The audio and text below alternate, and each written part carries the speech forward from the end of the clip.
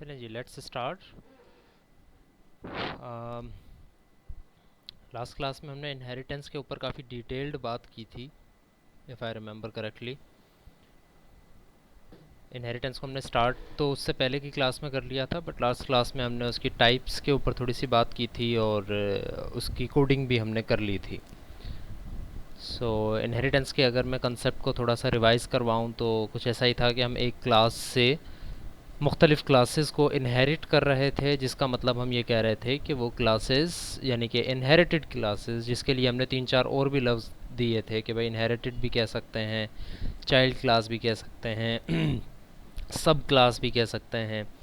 तो वो जो चाइल्ड क्लास थी उसके अंदर अपने एट्रीब्यूट्स के साथ साथ पेरेंट के एट्रीब्यूट्स भी एग्जिस्ट कर रहे थे। जैसे ही चाइल्ड क्लास का ऑब्जेक्ट बनता है तो पेरेंट क्लास के भी सारे डाटा मेंबर्स उसके साथ बन जाते हैं। Remember, we did not explicitly make an object of parent class, और यही फ़र्क था जो हम कह रहे थे कि कंपोजिशन और इस तरह की चीज़ों में से जो फ़र्क है इनहेरिटेंस में, वो यही है कि we do not make any object और पॉइंटर टू ऑब्जेक्ट और any such thing explicitly in our child class in order to have the attributes of a parent class. But what we do, we just inherit that child class from that parent class, which in turn होता ये है कि जब object बनेगा child class का तो in turn वो attributes और मेंबर फंक्शंस डिफाइन कर देगा पेरेंट क्लास के भी साथ साथ, राइट। सो ओके, तो यहाँ तक तो हमारी बात हो गई थी। आई थिंक हमने कोड भी किया था इस चीज़ के ऊपर, एंड किस तरह का कोड था, आई थिंक वो your section is C D and last date was, हमारे लास्ट काम हुआ था 10th को, ये वाला रेक्टेंगल शेप वगैरह पे हम बात कर रहे थे। यस,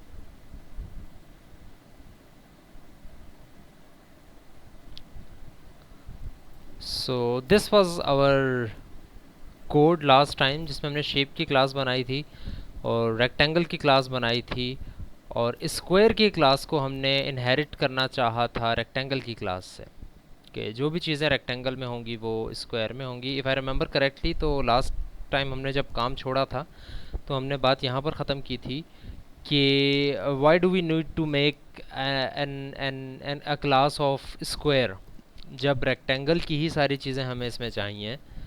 तो if you can see here कि हमने सारी चीज़ें मैच की थी रेक्टेंगल डॉट एच से, और हमने कहा था कि सेट लेंथ रेक्टेंगल में है तो हमें स्क्वायर में अलग से बनाने की ज़रूरत नहीं है। तो यहाँ पे वो सारे फंक्शंस थे, हमने मिटा दिए थे। हमने कहा कि भाई सेट विड्थ या गेट विड्थ के फंक्शन भी हमें रेक्टेंगल से मिल जाएंगे, क्योंकि इनहेरिट हो रहा है रेक्टेंगल से इनहेरिट हो रही है स्क्वायर, तो हमने वो फंक्शंस भी मिटा दिए। तो जो जो चीज़ें रेक्टेंगल की हमें चाहिए थी, हमने चूँकि रेक्टेंगल से इनहेरिट कर लिया, तो अब जो है वो सारी चीज़ें हमें अलग से बनाने की स्क्वायर में ज़रूरत नहीं पड़ी। तो स्क्वायर के अंदर जो अपनी चीज़ें बची वो सिर्फ ये दो चीज़ें बची थी, एक तो उसका कंस्ट्रक्टर ऑब्वियसली, और दूसरी चीज़ ये फंक्शन जिसको अभी हमने काम नहीं किया था इसके ऊपर कि इसमें क्या लिखेंगे, हम यहीं पर काम छोड़ कर गए थे लास्ट टाइम, कि जो वैलिडेट का फंक्शन है वो क्या करेगा, या स्क्वायर की क्लास का फिर क्या मकसद है। सो फर्स्ट ऑफ ऑल, इस पूरे कोड के अंदर स्क्वायर का जब मैं कोड लिखूँगा, I haven't practised it before hand, but I have a certain idea कि मैं करना क्या चाह रहा हूँ। तो मैं भी आपको आइडिया बता देता हूँ, आपको मैं जो है सारा का सारा इसका वो बता देता हूँ कंसेप्ट, और फिर आप भी मेरी हेल्प कीजिएगा कि ऐसा करना चाहिए या ऐसा करना चाहिए या ऐसा नहीं करना चाहिए। बिकॉज़ आज का जो टॉपिक है हमारा, वो टॉपिक कुछ इस तरह का है कि there are multiple 4 to 5 different things, जो कि 5-5 10-10 मिनट के टॉपिक्स हैं। ठीक है, वो कोई टॉपिक्स अलग से नहीं है, इसी इनहेरिटेंस की कुछ एक्सटेंशंस हैं। तो इस वजह से अलग टॉपिक को हम स्टार्ट करके उसको पूरा टाइम नहीं दे रहे हैं, हम इसी कोड को आगे लेकर चलते हैं और साथ ही साथ वो टॉपिक्स भी इसके अंदर जो है वो एम्बेड करते करते जाएंगे। तो जस्ट बेयर विद मी, मैं आज आप लोगों के साथ एक इंटरेक्टिव सेशन रखकर इस कोड को कंप्लीट करना चाह रहा हूँ, जो कि मुख्तलिफ़ चीज़ें इसमें ऐड होती रहेंगी आगे चल के। तो सबसे पहली चीज़ ये कि इंटरेक्टिव सेशन मैंने कहा है, तो I would be wanting your input in this, chat के थ्रू, वॉइस के थ्रू, रेज हैंड करके। तो आपकी इनपुट मुझे चाहिए होगी कि क्या क्या करना चाहिए हमें यहाँ पे।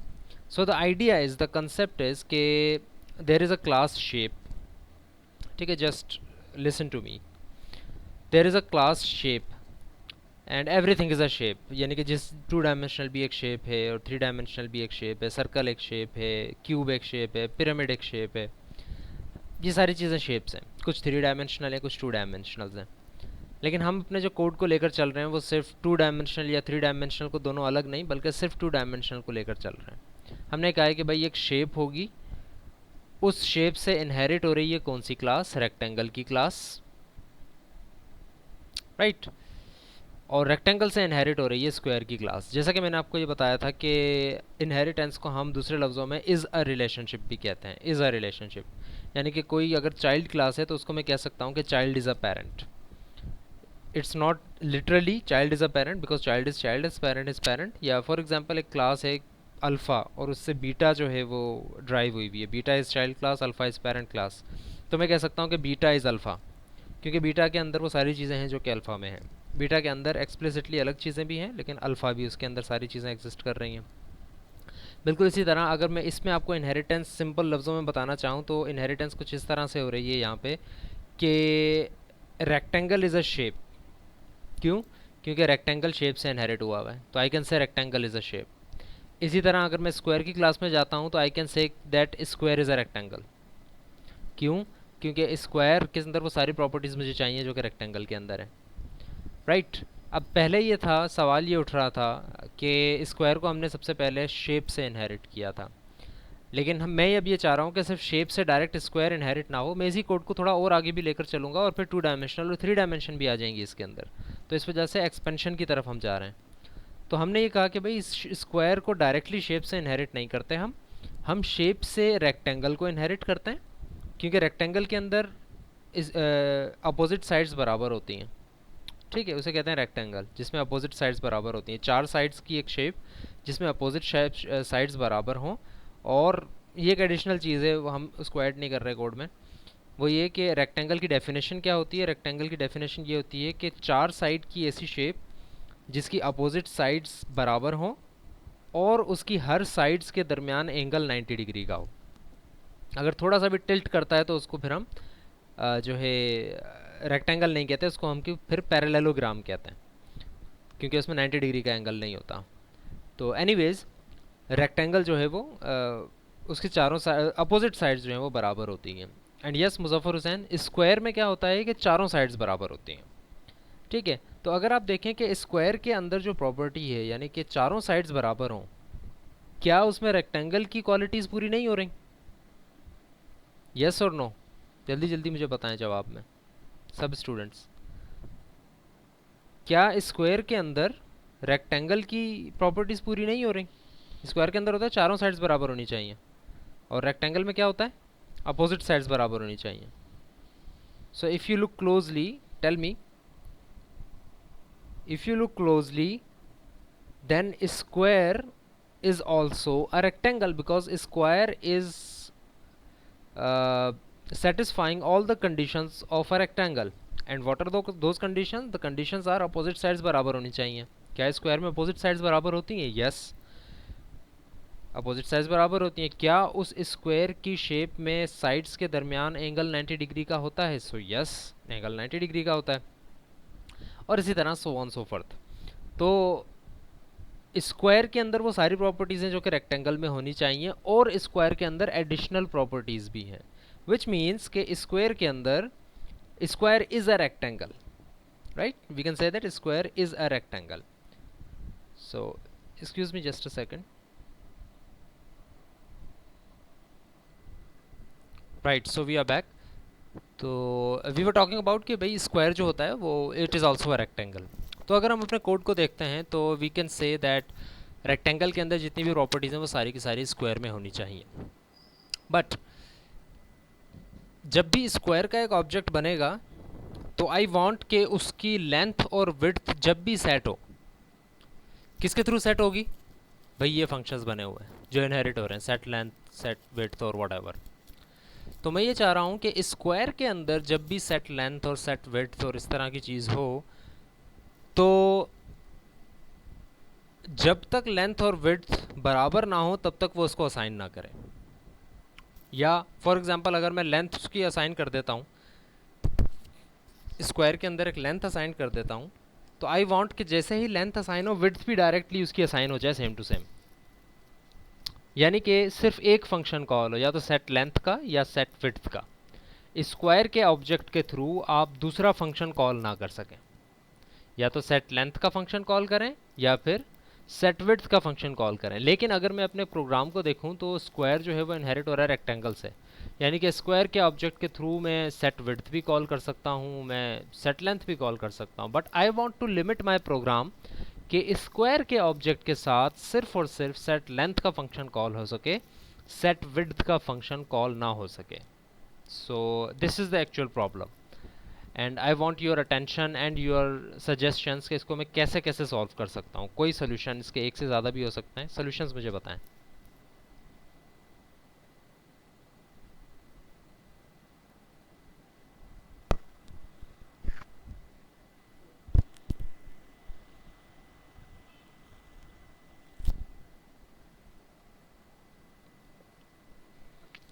Yes, any solutions? बेशक हवा में तीर चलाएं कि सर ऐसा कर दें तो क्या होगा। ओके, इफ एल्स की कंडीशंस में लगा सकता हूँ, यस, बट व्हेन, वेयर, इसकी भी आपके पास जवाब होना चाहिए। आप जवाब मुझे बता दें चैट रूम के ऊपर थोड़ा सा कि भाई ये हम कर सकते हैं, और अगर मुझे वो थोड़ा इंटरेस्टिंग लगा तो काइंडली रेज हैंड करके आप अनम्यूट करवा के और क्लियरली बता दें कि आप क्या कहना चाह रहे हैं, बिकॉज इतनी सारी चीज़ें लिखना आपके लिए मसला होगा। So just right the gist of your solution और उसको फिर एक्सप्लेन करने के लिए आप रेज हैंड कर सकते हैं। मरियम कह रही हैं कि set length equal to set width कर सकते हैं। Yes, but the issue is के मेन के अंदर या कहीं पर भी मैं सेट लेंथ का फंक्शन भी कॉल कर सकता हूँ और सेट विड्थ का भी कॉल कर सकता हूँ। I want to put a check on this thing कि अगर एक ऑब्जेक्ट स्क्वायर के थ्रू सेट लेंथ का फंक्शन कॉल हो चुका है तो सेट विड्थ का कॉल ना हो। लेकिन आपका सोल्यूशन भी सही है मरियम, जिस तरह से कह रही हैं कि कॉल बेशक दोनों हो जाएं, बट ये है कि सेट करवाते हुए, यानी कि लेंथ इक्वल टू समथिंग जब आप कर रहे होगे तो उससे पहले आप इफ़ की कंडीशन लगा दें कि क्या विड्थ उसके बराबर है या नहीं, अगर नहीं है तो उसको भी उसके बराबर कर दें।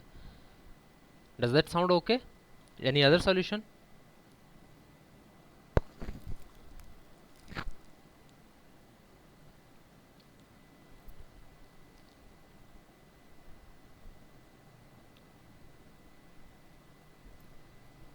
Gee, कोई और solution?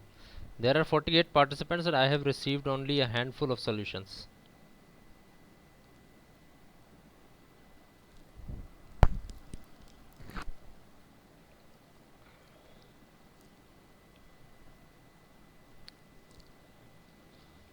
Okay then, if you are not telling me the solution, that I will put up my own solution and वो जो सोल्यूशन है वो लाजमी नहीं है कि सही हो या गलत हो, क्योंकि आप लोग मेरी हेल्प नहीं कर रहे हैं तो फिर वो मेरा सोल्यूशन होगा और फिर वो गलत भी हो सकता है, फिर मुझे ना कहिएगा कि सर को आता नहीं है। तो एनीवेज लेट्स बिगिन, इन्हीं सोल्यूशंस के ऊपर चलते हैं जो मेरे पास आए। कि सेट लेंथ का फंक्शन जब भी कॉल हो तो इसके अंदर चेक कर लिया जाए कि लेंथ विड्थ के बराबर है या नहीं। बट द इशू इज़ कि सेट लेंथ का जो फंक्शन है वो डिफाइन यहाँ पर हुआ है। कहाँ गया ये वाला? और जो गेट लेंथ का फंक्शन है वो यहाँ पर नहीं है।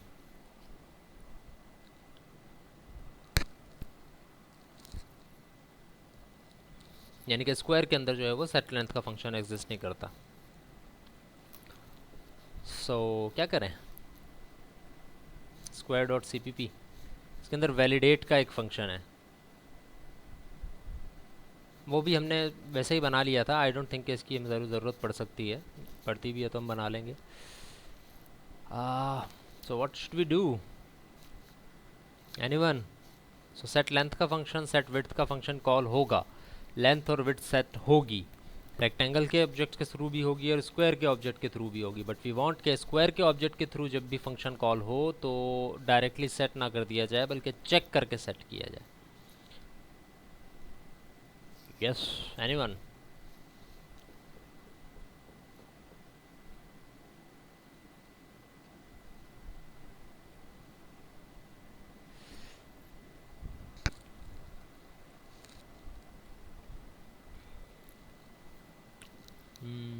यस मुजफ्फर हुसैन, ये थोड़ा सा सही सोल्यूशन है कि हम दो आर्गुमेंट पास कर लें, but that would be I think hectic, क्योंकि देखें फंक्शन एक ही कॉल हो रहा है, ऑब्जेक्ट दो तरह के हैं. अब अगर मैं वहाँ पर भी दोनों चीज़ें दे दूँ, फॉर एग्जांपल सेट लेंथ में मैं दोनों चीज़ें अलग अलग कर दूँ, तो वाई मैं bothering to write the same definition, क्यों ना मैं इसका फंक्शन ही अलग कर दूँ फिर.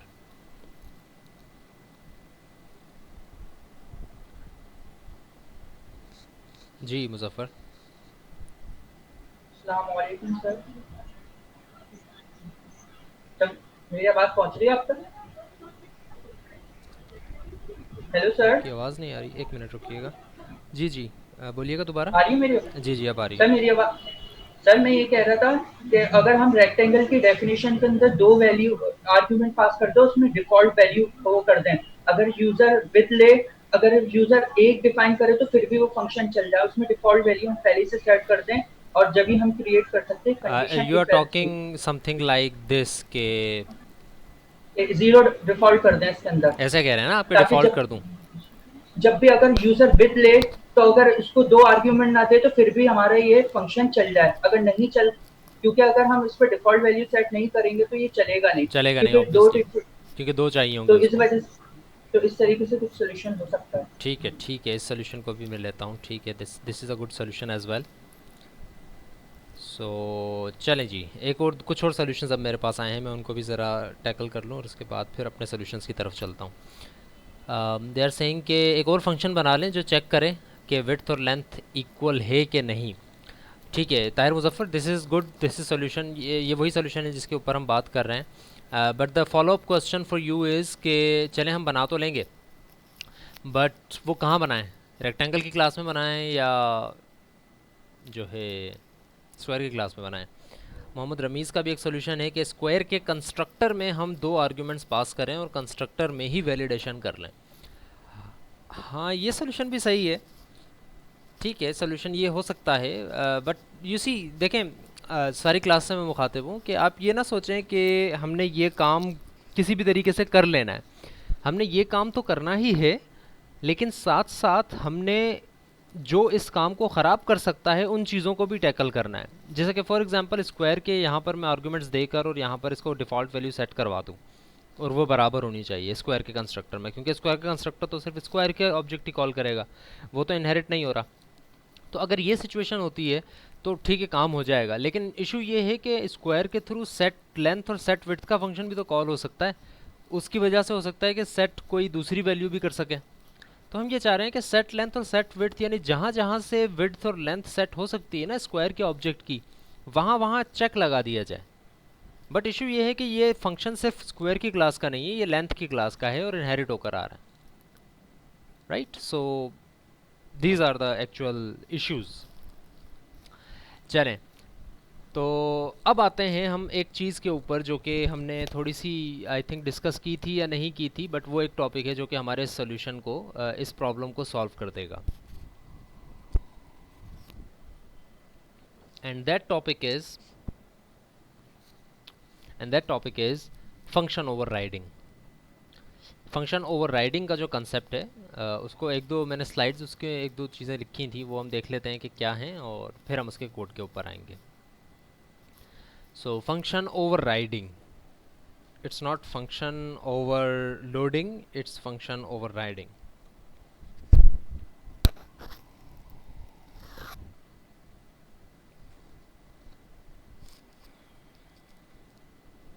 So एक मिनट,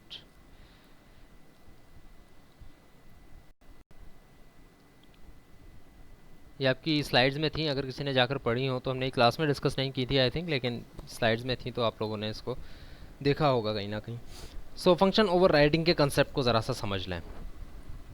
बड़ा ही सिंपल कंसेप्ट है और यही बुनियाद है इनहेरिटेंस की, इनहेरिटेंस के रिलेशनशिप का मुख्तलिफ होना बाकी चीज़ों से, एसोसिएशन और इन चीज़ों से मुख्तलिफ होना। इनहेरिटेंस एक बहुत बड़ी अम्ब्रेला है और फंक्शन ओवरराइडिंग एक ऐसा फीचर है उसका जिसकी वजह से आगे बहुत सारी चीज़ें जो हैं वो मुमकिन हो पाती हैं इनहेरिटेंस की वजह से।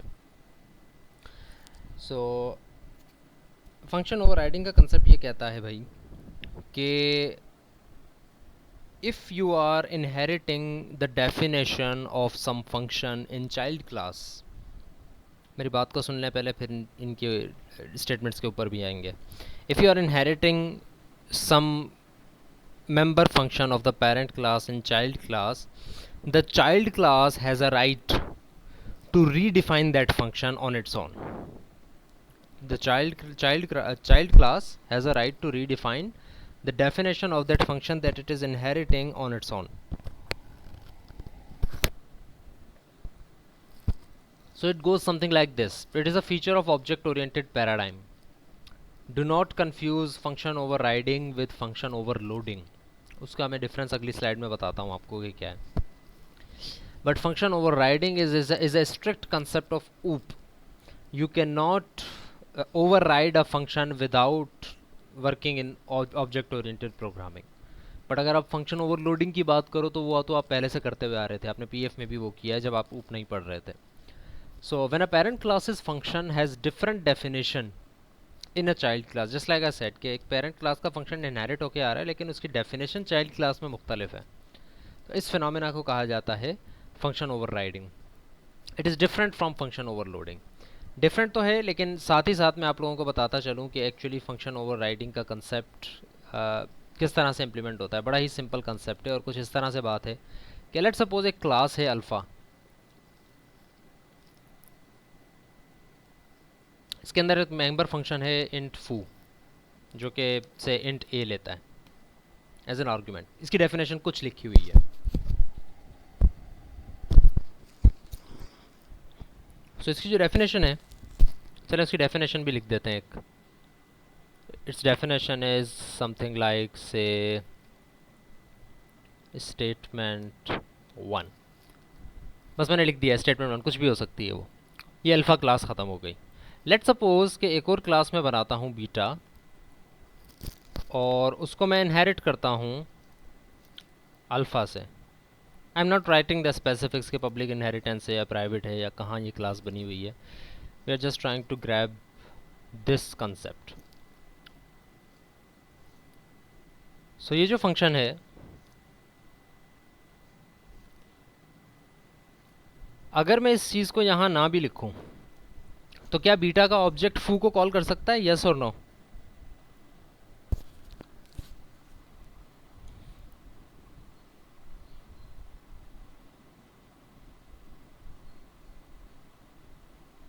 Obviously because beta is derived from alpha, तो जो अल्फ़ा के फंक्शंस हैं वो एक्सेसिबल हैं बीटा में और उनको वो कॉल कर सकता है। ऑब्वियसली अगर वो पब्लिक हैं तो ठीक है, तो we are not going into that details. So beta से अगर अल्फ़ा कॉल हो, अल्फ़ा से ड्राइव हुई हुई है तो फू का आप कॉल कर सकते हैं। But if I right this and just change this, अब भी बीटा के ऑब्जेक्ट फू को कॉल कर सकते हैं, अल्फ़ा के ऑब्जेक्ट फू को कॉल कर सकते हैं, लेकिन जब अल्फ़ा के ऑब्जेक्ट फू को कॉल करेंगे तो ये स्टेटमेंट रन होगी, यानी कि ये डेफिनेशन रन होगी। और अगर बीटा के ऑब्जेक्ट फू को कॉल करते हैं तो अब ये डेफिनेशन रन होगी, ये वाली डेफिनेशन रन नहीं होगी। लेकिन अगर मैं इसको रीडिफाइन ना करता यहाँ पे तो इनहेरिट तो हो जाता और इसको आप कॉल भी कर सकते थे, लेकिन कॉल करते तो ये वाली स्टेटमेंट रन होती। बट आई वांट कि इस क्लास का ऑब्जेक्ट जब कॉल करे तो ये स्टेटमेंट रन हो, अल्फ़ा का ऑब्जेक्ट जब कॉल करे तो ये स्टेटमेंट रन हो, कॉलिंग बिल्कुल सेम होगी। ये कहलाती है फंक्शन ओवरराइडिंग। ठीक है, सो फ़र्क क्या है फंक्शन ओवरराइडिंग और फंक्शन ओवरलोडिंग में, अभी मैं आपको बताता हूँ। फंक्शन ओवरलोडिंग को हम एक दफ़ा बीच में भी डिस्कस कर चुके हैं, if I remember correctly. 2-3 classes पहले हम फंक्शन ओवरलोडिंग को हमने थोड़ा सा ऐसे ही डिस्कस किया था। Okay, function overloading is something like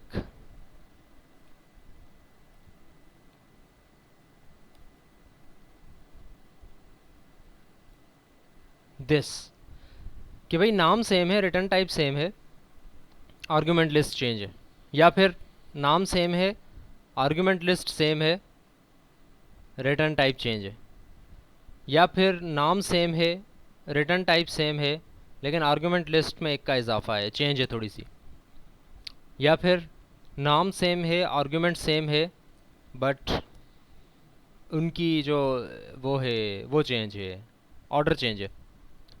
ये चीज़ कहलाती है फंक्शन ओवरलोडिंग, कि आप एक ही नाम के बहुत सारे फंक्शन बना रहे हो। रिमेंबर, एक ही नाम के आप बहुत सारे फंक्शंस बना रहे हो इन द सेम स्कोप, एक ही स्कोप में, यानी कि भाई मेन से पहले मेन वाली फाइल में आपने बहुत सारे फंक्शन बना लिए, तो वो उनका स्कोप सेम ही रहा ना। वो ऐसा तो नहीं है कि किसी एक क्लास के लिए हैं या ऐसी किसी एक फाइल के लिए हैं, स्कोप सेम है।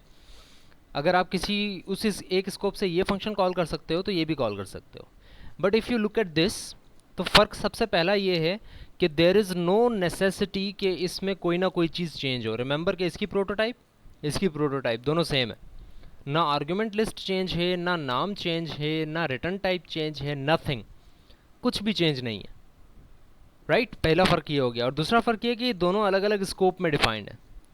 अलग अलग स्कोप में ही ऐसा हो सकता है, क्योंकि अगर ये एक ही स्कोप में होते, फॉर एग्जांपल ये सारा फंक्शन यहाँ पर दिया हुआ होता, फू की डेफिनेशन दो यहाँ दी हुई होती, तो ऑब्वियसली वो क्या कहते हैं उसको, रीडेफिनेशन का एरर देता कि आपने एक ही फंक्शन को दो दफ़ा डिफाइन कर लिया है।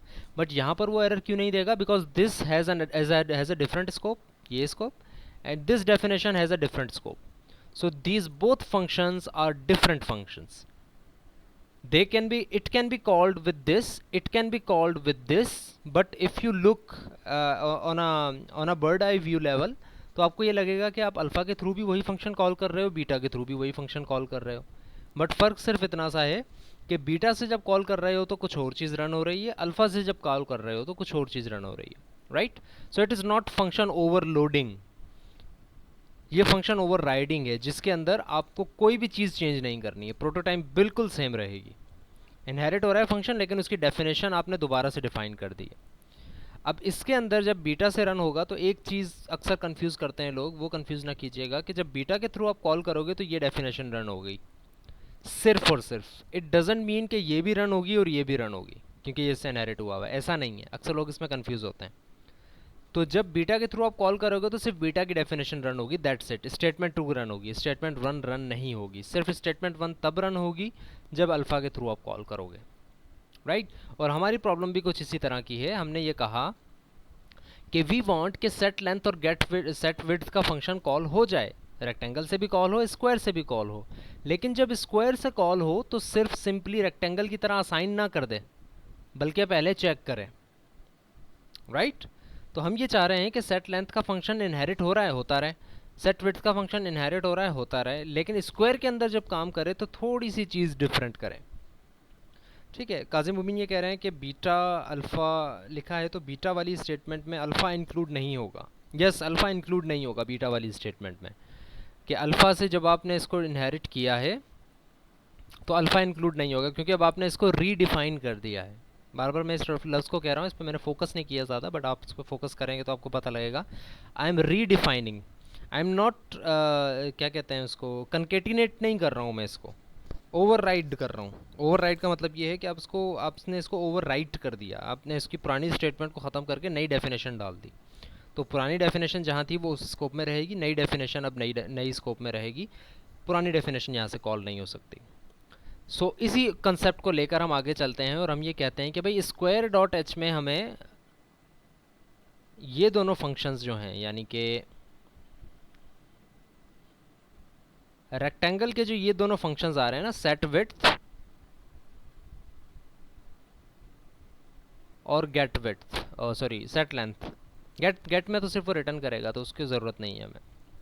सेट विड्थ और सेट लेंथ, ये जो दो फंक्शन आ रहे हैं ना, हम ये चाह रहे हैं कि इन दोनों फंक्शंस को इनहेरिट तो पहले से कर रहा था ये इन डेफिनेशंस के थ्रू, बट वी वांट कि इसको हम रीडिफाइन करें। अब रीडिफाइन से हमें फ़ायदा ये होगा कि जब स्क्वायर के थ्रू कॉल होगा तो हम वैलिडेट कर सकेंगे, हम चेक कर सकेंगे कि भाई दोनों चीज़ें सेम होनी चाहिए। तो स्क्वायर के अंदर हम इन दोनों फंक्शंस को दोबारा से डिफाइन करते हैं।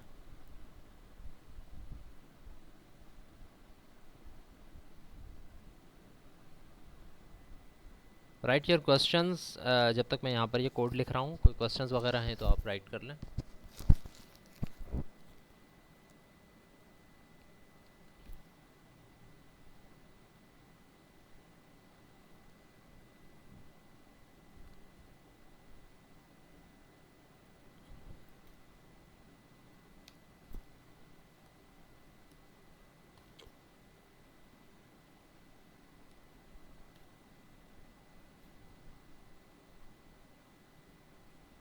चलें एक दफ़ा ऐसा करते हैं हम कि बजाय इसके कि हम यहाँ पर कुछ सेट करवाएं और वैलिडेट करें, सिर्फ just for the sake of checking कि कौन सा फंक्शन कॉल हो रहा है, मैं यहाँ पर सी आउट करवा के इसको कॉल करवा के देखता हूँ। कि बस मैं ये कह देता हूँ कि it is squares set width, right. I am just writing this. और इसी तरह यहाँ पर भी मैं कुछ इसी तरह की चीज़ लिख रहा हूँ कि इट्स स्क्वायर सेट लेंथ। और मेन में आके हम सिर्फ इतना करते हैं कि रेक्टेंगल का बनाया है ना हमने ऑब्जेक्ट, हम स्क्वायर का भी एक ऑब्जेक्ट बनाते हैं एस क्यू, और S Q dot set length call करते हैं, कोई वैल्यू भेज देते हैं, अभी सेट तो नहीं हो रही। और इसी तरह S Q dot set width भी कॉल कर लेते हैं और एक वैल्यू कोई भेज देते हैं साथ। रेक्टेंगल को प्रिंट नहीं कर रहे हम फिलहाल।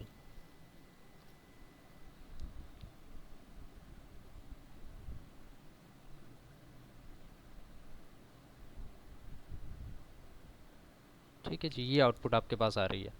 सो देखें ये फंक्शंस तो कॉल हुए, 4 और 5 सेट हो गया रेक्टेंगल सीपीपी में जाके, तो हमने प्रिंट नहीं करवाया तो उसको छोड़ दें आप फिलहाल। स्क्वायर के थ्रू जब आप कॉल कर रहे हो तो रिमेंबर कि ये चीज़ क्यों प्रिंट हो रही है, क्योंकि आपने स्क्वायर के ऑब्जेक्ट के थ्रू सेट लेंथ और सेट विड्थ कॉल किया है। अगर मैं स्क्वायर के अंदर ये काम ना करूँ तो अब वही दोनों फंक्शंस कॉल होंगे। यानी कि लेट्स सपोज मैं रेक्टेंगल के अंदर आकर प्रिंट भी करवा देता हूँ यहाँ पे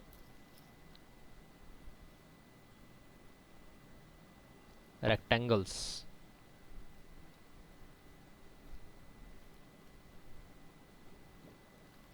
सेट लेंथ है ये।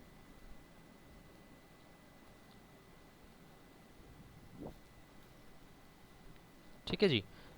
सो क्या कर रहे हैं हम, हाँ, अगर लेट सपोज कि मैं 1 मिनट के लिए कहता हूँ कि ये फंक्शंस नहीं है, जो कि नहीं थे कुछ देर पहले तक, और हम इन फंक्शंस की डेफिनेशंस भी यहाँ से ख़त्म कर देते हैं, तो स्क्वायर के अंदर सिर्फ और सिर्फ स्क्वायर का कंस्ट्रक्टर है, that's it.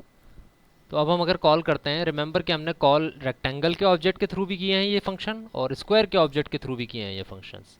So if you look at it,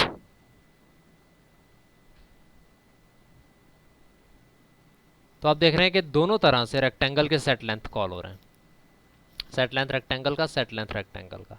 set width क्यों नहीं कॉल हुआ, सेट विड्थ में प्रिंट नहीं हो रहा क्या?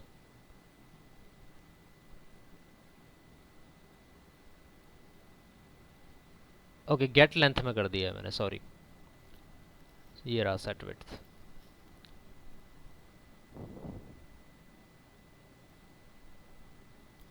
ठीक है भाई, देखें रेक्टेंगल के ही फंक्शंस कॉल हो रहे हैं सिर्फ, rectangle set width set and this and that's. अब मैं अगर ये काम करता हूँ कि स्क्वायर के अंदर इन फंक्शंस को ओवरराइड कर देता हूँ, वही फंक्शंस हैं, ओवरराइड कर दिया, यानी कि स्क्वायर के अंदर अब मैं कॉल कर रहा हूँ। तो अब अगर आप देखो तो आउटपुट के अंदर रेक्टेंगल के थ्रू जब मैं कॉल कर रहा हूँ तो रेक्टेंगल के जो है सेट लेंथ और सेट विड्थ कॉल हो रही है, और स्क्वायर के थ्रू जब मैं कॉल कर रहा हूँ तो स्क्वायर का सेट लेंथ और सेट विड्थ कॉल हो रही है। यानी कि फंक्शंस की डेफिनेशंस अगर आप कॉलिंग अगर यहाँ से देखो तो दे आर आइडेंटिकल, कोई फ़र्क नहीं है। देखने में ऐसा लग रहा है एक ही फंक्शन कॉल हो रहा है, बट एक्चुअली काम दो डिफरेंट हो रहे हैं। तो यहाँ पर आके अब हम स्क्वायर सेट विड्थ और ये मिटा देते हैं फ़िलहाल, क्योंकि हमने वो चीज़ जो करनी थी वो कर ली। अब हम अपने एक्चुअल प्रॉब्लम सॉल्विंग की तरफ आते हैं, और हम ये कहते हैं कि जब स्क्वायर का सेट विड्थ कॉल हो, 1 मिनट के लिए मैं इसकी डेफिनेशन लिखने से पहले कुछ सवालों के जवाब दे दूं जो आए हुए हैं। मुजफ्फर हुसैन कह रहे हैं कि बट इफ़ वी कॉल फू function in main in different statement it will also be over ridden in different statement. अच्छा, मेन में अगर आप डिफाइन कर दोगे तो मेन के अंदर उसको ओवर राइड नहीं कहेंगे हम, क्योंकि मेन के अंदर वो फंक्शन एक अलग हैसियत रखता है। ओवर राइड सिर्फ तभी होता है जब आप एक डिराइव्ड क्लास के अंदर ये काम कर रहे हो, जस्ट लाइक दिस, ठीक है। लेट्स सपोज कि मैं ये फंक्शन यहाँ मेन के अंदर डिफाइन कर रहा हूँ ना, यानी मेन फाइल के अंदर, मेन फंक्शन के अंदर तो डिफाइन नहीं कर सकते, मेन फाइल के अंदर अगर मैंने ये फंक्शन दोबारा डिफाइन कर दिया लाइक दिस, और इसमें से स्टेटमेंट 3 रन हो रही है, तो ये जो स्टेटमेंट 3 है इसको हम ये नहीं कहेंगे कि ये फंक्शन ओवरराइड हो गया, ना ये ओवरराइडिंग है ना ये ओवरलोडिंग है, क्योंकि ना इस जैसा कोई दूसरा फंक्शन इस स्कोप में मौजूद है, और ना इसको ओवरराइडिंग कह सकते हैं क्योंकि ये पहले से कहीं से इनहेरिट होकर नहीं आ रहा है मेन क्लास के अंदर, मेन फंक्शन के अंदर। तो जब इनहेरिट होकर आ रहा हो और आप उसको रीडिफाइन करो तो उस सिचुएशन को हम कहते हैं ओवरराइडिंग। या अगर जो है पहले से एक इस फू लिखा हुआ है और आप इसी स्कोप में एक और फू को डिफाइन कर दो तो उस सिचुएशन को कहते हैं ओवरलोडिंग। बट दिस इस सिचुएशन जो कि अभी है हमारे पास, this is overriding, but this is nothing, this is neither overloading nor overriding. So the next question is कि ऐसे फंक्शंस जिनको रीडिफाइन नहीं करना लेकिन उनको भी ऐड करना पड़ेगा, फिर भी नहीं, जिनको आपने ओवरराइड नहीं करना, फॉर एग्जांपल गेट विड्थ और गेट लेंथ का फंक्शन है या प्रिंट रेक्टेंगल का फंक्शन है, इसको मुझे ओवरराइड नहीं करना अगर, तो मैं यहाँ पर नहीं लिखूँगा, मैं सिर्फ वही फंक्शन डिफाइन करूँगा जिनको मुझे ओवरराइड करना है।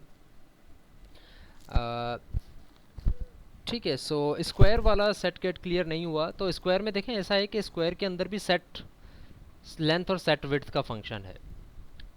रिपीट कर रहा हूँ मैं बात, सेट लेंथ का फंक्शन यहाँ पर भी वही है, सेट विड्थ का फंक्शन यहाँ पर भी वही है, and if you look at it तो स्क्वायर की क्लास ड्राइव हुई है रेक्टेंगल की क्लास से, विच मीन्स कि जो रेक्टेंगल में मेंबर फंक्शंस हैं वो ऑलरेडी डिफाइन हो गए हैं स्क्वायर के अंदर, अलग से डिफाइन करने की ज़रूरत नहीं है, लेकिन फिर भी हमने ये दो फंक्शन अलग से डिफाइन किए है। क्यों? क्योंकि मैं ये नहीं चाह रहा कि ये जो दो फंक्शन हैं उनकी वही डेफिनेशन यूज़ हो जो कि रेक्टेंगल यूज़ कर रहा है। मैं ये चाह रहा हूँ कि इसकी डेफिनेशन स्क्वायर के अंदर अलग तरह से यूज़ हो और रेक्टेंगल के अंदर अलग तरह से यूज़ हो, इस वजह से मैं इसको अलग से डिफाइन कर रहा हूँ। तो इसकी डेफिनेशन कुछ इस तरह से होगी कि विड्थ इक्वल टू डब्ल्यू, ये वही काम है जो कि स्क्वायर भी कर रहा है और सॉरी रेक्टेंगल भी कर रहा है, और अब मैंने स्क्वायर में भी लिख दिया। बट मैं ये चाह रहा हूँ कि ये जो विड्थ इक्वल टू डब्ल्यू है ये किसी कंडीशन पर हो। किस कंडीशन पर हो? कि अगर तो width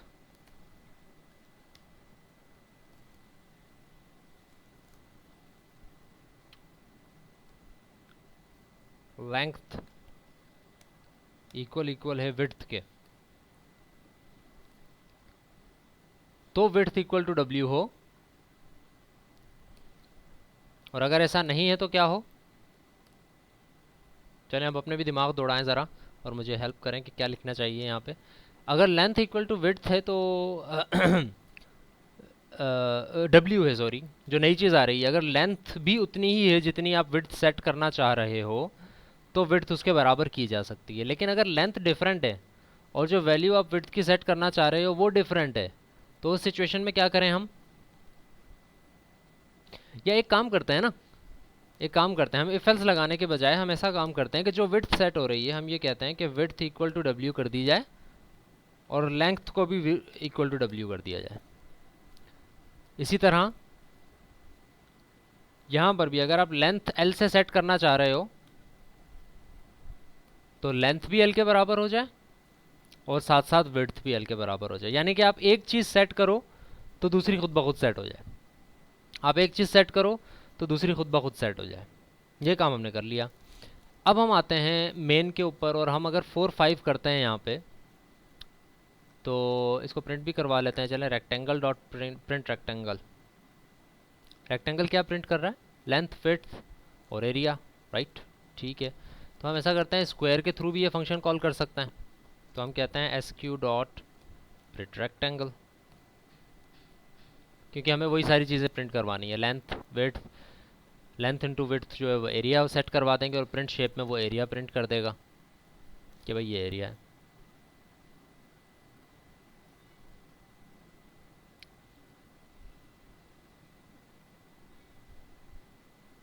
okay, there is an error. क्या एरर है? अच्छा ठीक है, it is private within this context. ठीक है, ये प्राइवेट है, इस क्लास का मेंबर है, इस क्लास का मेंबर नहीं है, स्क्वायर की क्लास का नहीं है, इसलिए स्क्वायर के मेंबर फंक्शन विड्थ को डायरेक्टली एक्सेस नहीं कर सकते। तो मुझे क्या करना पड़ेगा? मुझे सेट विड्थ का फंक्शन कॉल करना पड़ेगा विद डब्ल्यू, ये वाला फंक्शन, यहाँ पर डब्ल्यू भेज दूंगा मैं। और इसी तरह सेट लेंथ का भी कॉल करूंगा मैं।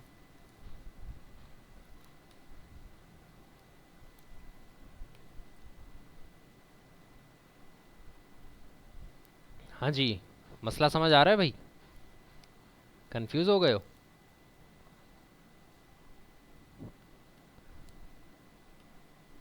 अगर आप लोगों के जहन में भी ये बात नहीं आ रही कि ठीक है सर कर लें, फंसेंगे आप इसमें करने के भी, ये करके भी, तो इसका मतलब है आपको कुछ समझ नहीं आया अभी तक। बिकॉज आई कैन सेंस कि अब मैं फंसने वाला हूँ यहाँ पे। और कैसे?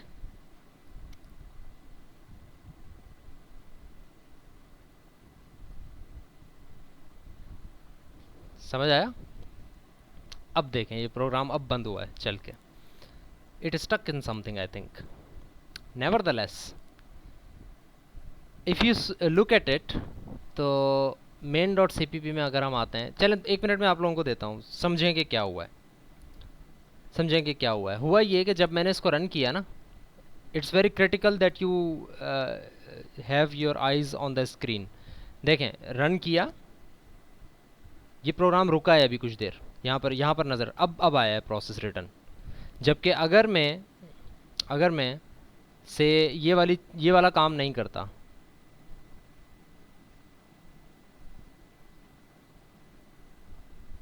और फिर रन करता हूँ, सो ये डायरेक्ट आ गया, कोई इशू नहीं। ठीक है, जब मैं इस स्क्वायर को सेट लेंथ और सेट विड्थ को कॉल कर रहा हूँ इसके थ्रू, तो यहाँ पर थोड़ा सा इशू आ रहा है। क्यों आ रहा है इशू, ये आप मुझे बताएंगे क्या हो रहा है।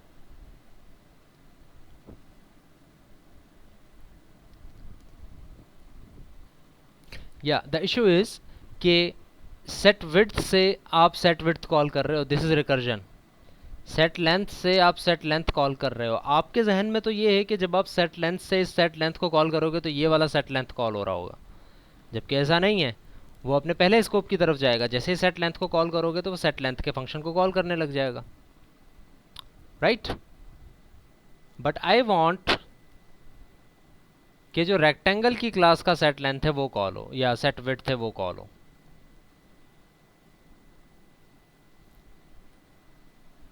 ठीक है जी, मैं चाह रहा हूँ कि रेक्टेंगल की क्लास का सेट विड्थ कॉल हो, जो है स्क्वायर की क्लास का सेट विड्थ कॉल ना हो। बिल्कुल इसी तरह अगर मैं यहाँ पर सेट लेंथ में भी इसको ये स्पेसिफाई कर दूं कि भाई रेक्टेंगल की क्लास का सेट लेंथ कॉल करना है, स्क्वायर की क्लास का सेट लेंथ कॉल नहीं करना, तो मे बी मैं इसको एक्चुअली मैं काम ये करना चाह रहा हूँ। मैं आपको ये नहीं बता रहा हूँ कि ये सोल्यूशन है, एक्चुअली मैं काम ये करना चाह रहा हूँ कि सेट लेंथ का फंक्शन जब मैं यहाँ से कॉल कर रहा हूँ तो एक्चुअली रेक्टेंगल का सेट लेंथ कॉल हो जाए। इसी तरह सेट विड्थ का जब फंक्शन कॉल कर रहा हूँ तो सेट विड्थ उसका कॉल हो जाए, राइट? तो इसका सोल्यूशन कुछ इस तरह से है कि you don't have to make these, अगर आपने यही फंक्शन सेटर के फंक्शन ओवरराइड करने हैं और उससे सेटर को ही कॉल करना है, और आप ये बताना चाहते हो कि ये डिफरेंट सेटर कॉल हो, तो इट इज़ नॉट पॉसिबल। आप एक सोल्यूशन इसका ये कर सकते हो कि आप बजाय इसको प्राइवेट करने के इसको प्रोटेक्टेड कर दो। जब आप इसको प्रोटेक्टेड करोगे तो इस स्कोप के अंदर, यानी कि स्क्वायर की क्लास के अंदर, आप उन मेंबर्स को एक्सेस कर सकोगे जो कि अब से पहले प्राइवेट थे। प्राइवेट होने का मतलब ये होता है कि वो फंक्शंस जो हैं, आई एम सॉरी, ओके, या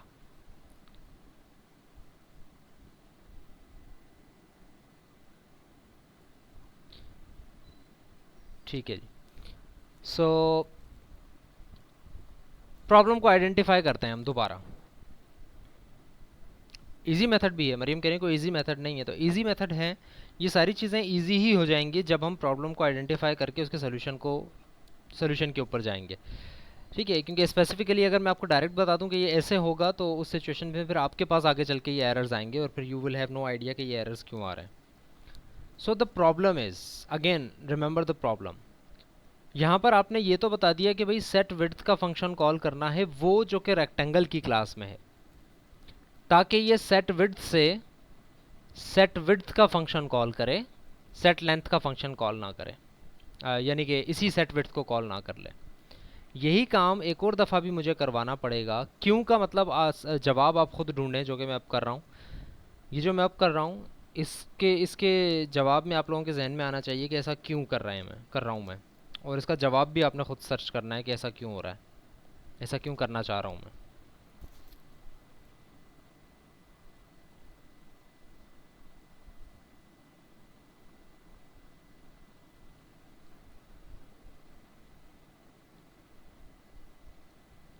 the output is in front of you. क्यों का जवाब आपके पास अब आ जाना चाहिए।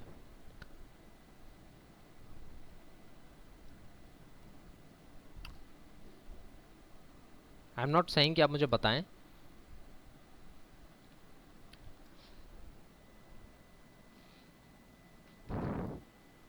यस, हमें स्क्वायर की विड्थ और लेंथ सेम चाहिए। सो अब सुने, मैं दोबारा उसी उसी इस कोड को थोड़ा सा रिवर्स करता हूँ और आपको समझाता हूँ कि व्हाट एक्चुअली हैपेंड, क्यों एरर्स आए और उन एरर्स को किस तरह से मैंने रिजॉल्व किया। एक दफ़ा और बता देता हूँ मैं आपको। सबसे पहले हुआ ये था, देखें, हमने ये करके देख लिया था और हमें ये पता था कि जब हम स्क्वायर, अभी मैं बिल्कुल पीछे चला गया हूँ, जब हम स्क्वायर के थ्रू इस फंक्शन को कॉल करेंगे तो कौन सा फंक्शन कॉल होगा, जो कि स्क्वायर की क्लास में है। और अगर आप रेक्टेंगल के ऑब्जेक्ट के थ्रू इस फंक्शन को कॉल करोगे तो कौन सा फंक्शन कॉल होगा, जो कि रेक्टेंगल में है। नाम सेम है, बिल्कुल सेम है, लेकिन फंक्शन ओवरराइड हो चुका है यहाँ पे। ठीक है, तो ये फंक्शन कॉल होगा, ये फंक्शन कॉल होगा। अब हुआ ये, अब मेरे साथ रहिएगा दोबारा, it's kind of a recap of the things that we did right now. हुआ ये कि जब स्क्वायर की सेट विड्थ में कॉल कर रहा हूँ तो मैं ये चाह रहा हूँ कि जो भी चीज़ विड्थ सेट हो रही है, यानी कि भाई विड्थ इक्वल टू क्या हो रही है, W, तो मैं चाह रहा हूँ अगर विड्थ सेट कर रहा है ना स्क्वायर की कोई, तो ऑटोमेटिकली लेंथ भी सेट हो जाए उसी से, क्योंकि लेंथ और विड्थ बराबर होनी चाहिए स्क्वायर की। बिल्कुल इसी तरह अगर सेट लेंथ कोई करना चाहता है स्क्वायर की, स्क्वायर का फंक्शन है ये, रिमेंबर, स्क्वायर की अगर कोई सेट लेंथ करना चाहता है L के बराबर, तो विड्थ भी बाय डिफ़ॉल्ट उसी L के बराबर सेट हो जाए। ये काम हम करना चाह रहे हैं। अब होगा ये कि जब मेन के थ्रू आप सेट विड्थ का फंक्शन कॉल करोगे, स्क्वायर के थ्रू जब सेट विड्थ का फंक्शन कॉल करोगे, तो जो भी चीज़ आप भेजोगे, 5 आप भेज रहे हो, तो वो लेंथ को भी असाइन हो जाएगा, विड्थ को भी। इसी तरह अगर आप सिर्फ सेट लेंथ करते हो स्क्वायर के थ्रू, तो लेंथ को जो असाइन होगा वही विड्थ को भी असाइन हो जाएगा। यानी कि कोई ऐसी सिचुएशन नहीं है कि आप सेट लेंथ करो और विड्थ वैसी की वैसी रहे और लेंथ जो है वो नहीं आ जाए। जब लेंथ नहीं आएगी तो नई विड्थ भी सेट हो जाएगी। और अगर आप रेक्टेंगल के फंक्शन ऑब्जेक्ट के थ्रू इन फंक्शंस को कॉल करते हो, तो फिर ये फंक्शंस एग्जीक्यूट नहीं होंगे, रेक्टेंगल के खुद के एग्जीक्यूट होंगे, सेट लेंथ, और जो कि सिर्फ लेंथ और सिर्फ विड्थ सेट कर रहे हैं।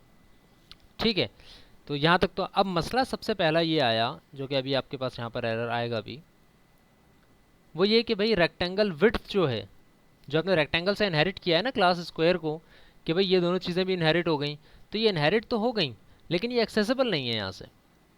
It is private within this context, ये इस कॉन्टेक्स्ट में प्राइवेट है। विड्थ को आप यहाँ से एक्सेस नहीं कर सकते, क्योंकि ये रेक्टेंगल की क्लास का है और आप सिर्फ इसको इस स्कोप में यूज़ कर सकते हो या इन फंक्शंस के अंदर। आप इस फंक्शन में नहीं हो, आप इस फंक्शन में नहीं हो, आप इनकी ओवरराइडिंग डेफिनेशन में हो, यानी कि दो अलग अलग फंक्शंस हैं। तो आप स्क्वायर की क्लास के फंक्शन के अंदर रेक्टेंगल के प्राइवेट मेंबर्स को एक्सेस नहीं कर सकते। ठीक है, अगर एक्सेस नहीं कर सकते तो क्यों ना मैं रेक्टेंगल की क्लास के सेट लेंथ और सेट विड्थ को कॉल कर लूँ। उनका काम भी तो यही है कि वो लेंथ और विड्थ को सेट कर रहे हैं। तो मैं क्या करता हूँ कि विड्थ इक्वल टू W के बजाय लिख देता हूँ सेट विड्थ W, ताकि जब ये फंक्शन कॉल हो तो विड्थ इक्वल टू W नहीं कर सकता था, ये वाला सेट विड्थ कॉल हो जाए और वो विड्थ इक्वल टू W कर दें। और इसी तरह जैसे ही विड्थ करे तो लेंथ भी बराबर कर दें, वो भी W के बराबर ही करनी है मुझे, क्योंकि दोनों को बराबर रखना है। इसी तरह यहाँ पर भी मैं लेंथ और विड्थ को एक्सेस नहीं कर पा रहा हूँ, तो मैं इनके सेटर्स कॉल कर लेता हूँ, because those are public functions. अब इशू ये है, जो दूसरा इशू आया वो ये है कि सेट लेंथ का फंक्शन या सेट विड्थ का फंक्शन, इससे आप जब सेट विड्थ के फंक्शन को कॉल कर रहे हो तो आपने सोचा तो ये कि इस सेट विड्थ के फंक्शन से ये वाला सेट विड्थ कॉल करना चाह रहा हूँ मैं, बट एक्चुअली होगा ऐसा नहीं, क्योंकि सेट विड्थ से जब आप सेट विड्थ कॉल कर रहे हो तो इससे यही फंक्शन कॉल हो जाएगा। मैं ये चाह रहा हूँ कि जब सेट विड्थ हो तो एक्चुअली रेक्टेंगल की सेट विड्थ हो जाए, क्योंकि रेक्टेंगल से इनहेरिट हो रही हैं वो सारी चीज़ें।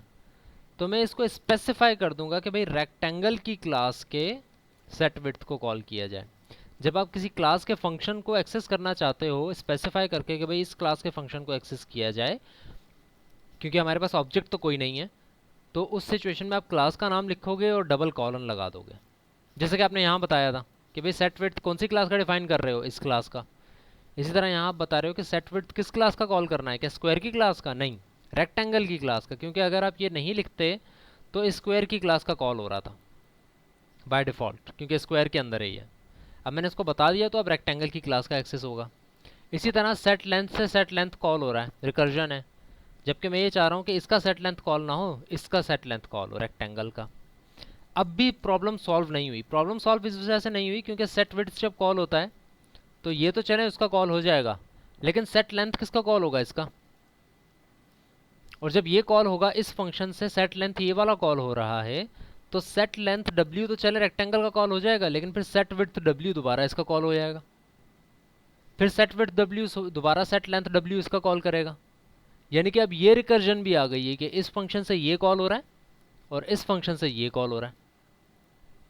यहाँ से यहाँ आते हैं आप, यहाँ आते हैं, यहाँ आते हैं, और फिर यहाँ से दोबारा यहाँ आ जाते हैं, और फिर वही साइकिल रिपीट हो रहा है। इस वजह से मुझे ये भी स्पेसिफाई करना पड़ेगा कि भाई जो सेट लेंथ है ये भी रेक्टेंगल का ही कॉल करो, स्क्वायर का कॉल ना करो। अब आपके सामने इसकी ओके क्या इशू है? ओके एल यहाँ पे आएगा, डब्ल्यू नहीं आएगा।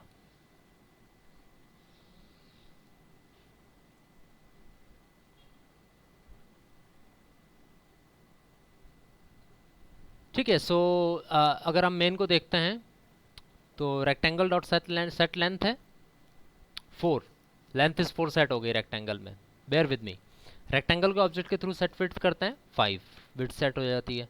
रेक्टेंगल डॉट प्रिंट रेक्टेंगल जब आप करते हैं तो भाई उसकी लेंथ प्रिंट हो रही है, विड्थ प्रिंट होती है और एरिया प्रिंट हो जाता है, जो कि रेक्टेंगल के फंक्शन के अंदर गिवन है। अभी मैंने आपको दिखाया था थोड़ी देर पहले।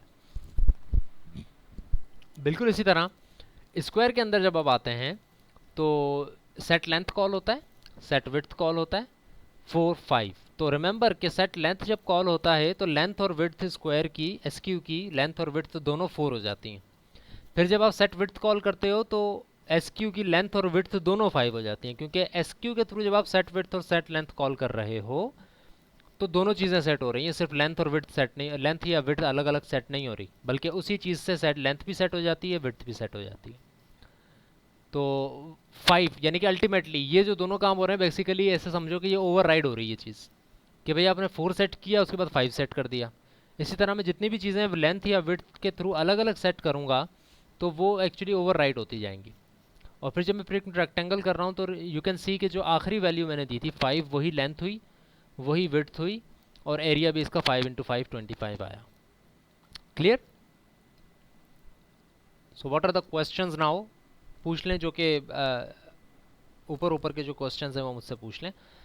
बाकी तो आप इसको जब कोड को जाकर चलाकर देखेंगे तो आपको अंदाज़ा होगा कि और क्या क्या इश्यूज आ सकते हैं। Yes, I am waiting for questions.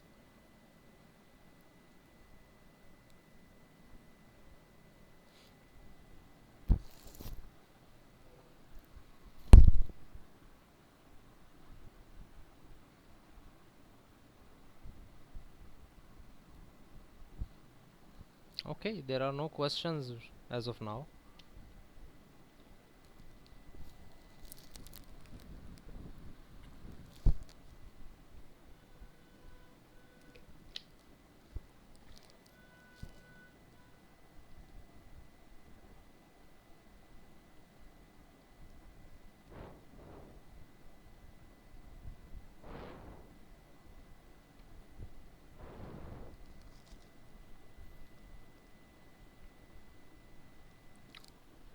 Okay, so done.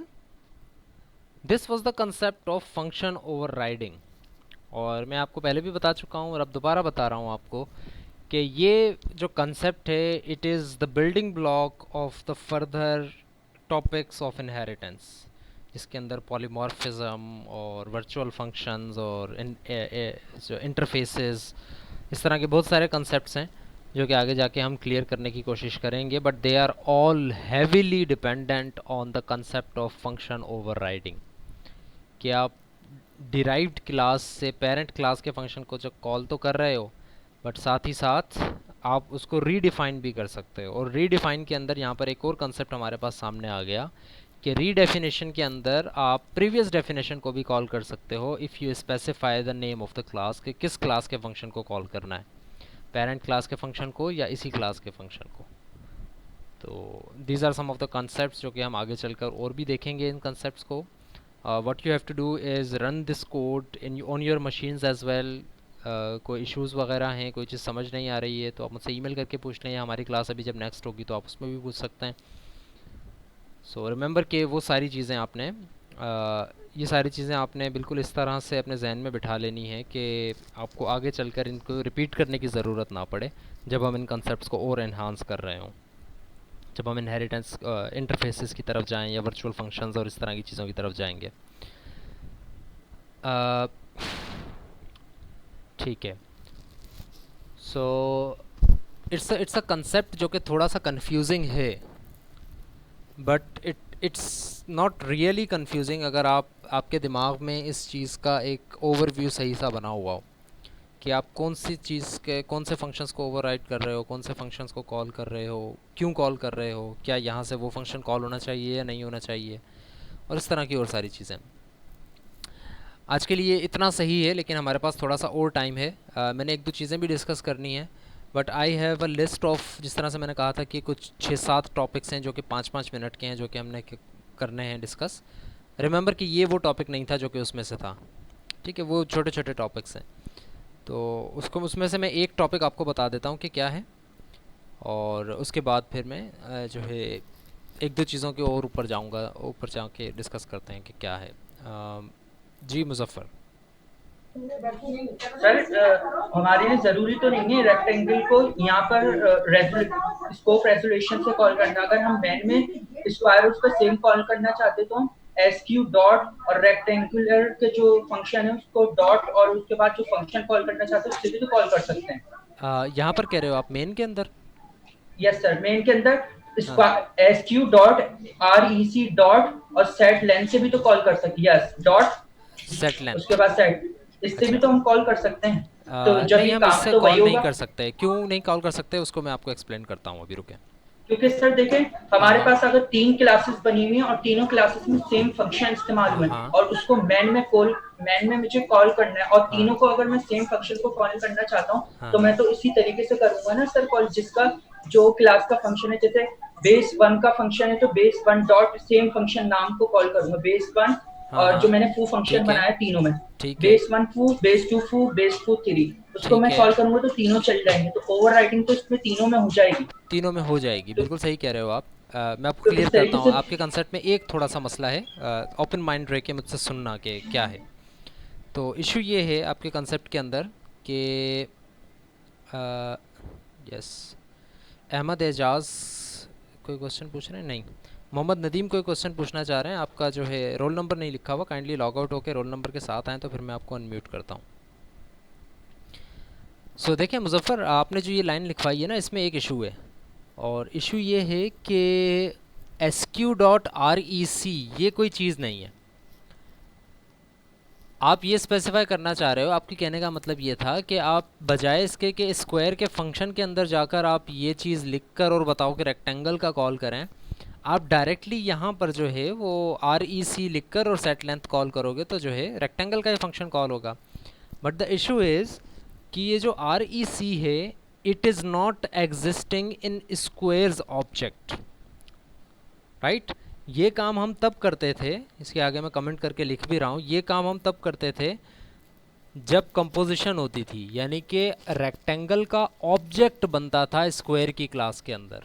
जब आप स्क्वायर का ऑब्जेक्ट बनाओ और इसके अंदर जाकर आप कहो कि भाई रेक्टेंगल का एक ऑब्जेक्ट बनेगा आर ई सी, तो अब ये सिचुएशन सही है कि भाई स्क्वायर के अंदर जो रेक्टेंगल का ऑब्जेक्ट है उसके थ्रू सेट लेंथ को कॉल करो। तो स्क्वायर के अंदर जब रेक्टेंगल का ऑब्जेक्ट होगा तो उसके थ्रू जब आप सेट लेंथ को कॉल करोगे तो ऑब्वियसली यू आर राइट कि रेक्टेंगल का ऑब्जेक्ट कॉल होगा, फंक्शन कॉल होगा। बट द इशू इज़ कि स्क्वायर के अंदर रेक्टेंगल नहीं बना हुआ, rectangle is a different entity, ठीक है, स्क्वायर के अंदर नहीं बना हुआ, इसलिए मैं स्क्वायर के through square dot R E C नहीं कर सकता। स्क्वायर डॉट के बाद मैं सिर्फ वही चीज़ें लिख सकता हूँ जो कि स्क्वायर की क्लास के अंदर हैं या फिर स्क्वायर में जो इनहेरिट हो रही हैं। तो there is no object R E C of rectangle type inherited और written in squares class, there this is why I can not write this thing. अगर ऐसा होता तो मैं ये काम कर सकता था, यू आर राइट, राइट। सो ये हो गई बात कि आप इसको sq.rec करके कॉल नहीं कर सकते। rec is an independent object here, it is not a contained object जो कि आप sq के थ्रू लिखो। और एक चीज़ आपने सही ऐड की, इसका नाम मैंने नहीं लिया था, पूरी क्लास ने सुन भी लिया है अब इसका नाम, वो ये कि जब आप ये डबल कॉलन लगाते हो, इस डबल कॉलन का नाम होता है scope resolution operator. Scope resolution ये रिजॉल्व करता है स्कोप को, यानी कि जिस तरह से हमने ये भी यही काम किया था कि अगर लेट सपोज मैं यहाँ पर ये नहीं लिखता तो इशू क्या आ गया कि भाई कौन से स्कोप में से कॉल कर रहे हो आप, सेट विड्थ में से कॉल कर रहे हो तो इस स्कोप का कॉल होना चाहिए सेट विड्थ, या जहाँ से इनहेरिट हुआ है वो विड्थ कॉल होना चाहिए। तो हमने कहा कि भाई कंफ्यूज होने की ज़रूरत नहीं है और जो है रिकर्सिव होने की ज़रूरत भी नहीं है। हमने रिजॉल्व कर दिया इस स्कोप को कि भाई ये सेट विड्थ कौन से स्कोप का कॉल होना चाहिए, रेक्टेंगल का। तो this operator is called scope resolution operator, scope resolution operator, ठीक है। चलें जी। सो एक चीज़ मैं आप लोगों को बता देता हूँ और यही बात हम नेक्स्ट क्लास में भी इसको कंटिन्यू करेंगे, या चलें इस चीज़ को भी हम अगर टाइम बचता है तो करेंगे, वरना हम नेक्स्ट चीज़ के ऊपर आते हैं। और वो ये कि there is an assignment given to you, assignment number 2 आप लोगों को मैंने दी है, और वो असाइनमेंट जो है you can access that assignment on LMS, और उसकी सबमिशन भी LMS के ऊपर ही होगी। और वो मैं आपको खोल के दिखा देता हूँ असाइनमेंट क्या है और उसको आपने किस तरह से काम करना है उसके अंदर। मैं आपको पूरी एक्सप्लेन कर रहा हूँ वो असाइनमेंट। सो रिमेंबर कि आज की डेट क्या है, 15th ऑफ जुलाई की जो क्लास है हमारी, उसकी जो वीडियो यूट्यूब पर अपलोड होगी, you can access that video, और उस वीडियो को जाकर आप फिर रेफ़र कर सकते हैं कि असाइनमेंट में सर ने क्या बोला था, क्या करना है। तो आप 15 जुलाई की जो हमारी क्लास है उसकी रिकॉर्डिंग जाकर देख लीजिएगा, तो उसमें हम ये सारी चीज़ एक्सप्लेन कर रहे हैं। तो एक्सप्लेनेशन कुछ इस तरह से है कि असाइनमेंट नंबर 2 है हमारी, जुलाई 25 इसकी जो है वो लास्ट डेट है, यानी कि आपके पास 10 दिन के करीब हैं। तो एक ये वीकेंड है आपके पास और एक अगला वीकेंड भी आपके पास है सैटरडे तक, राइट। तो सैटरडे तक आपके पास जो है वो टाइम होगा इसका, 25 तक। Plagiarism policy is -100%, plagiarism policy जो है वो -100% होगी आपकी इसके लिए। और इस दफ़ा आई एम होपिंग कि कोई प्लेजरिज्म नहीं करेगा, अगर कोई करता भी है तो फिर उसको -100% भुगतना पड़ेगा। आपकी लास्ट भी मेरे पास जो है प्लेजरिज्म रिपोर्ट सारी की सारी मौजूद है, मैं अभी बल्कि आपको खोल के भी दिखा देता हूँ वो रिपोर्ट कि उसके अंदर कितने कितने % आपकी प्लेजरिज्म आ रही है।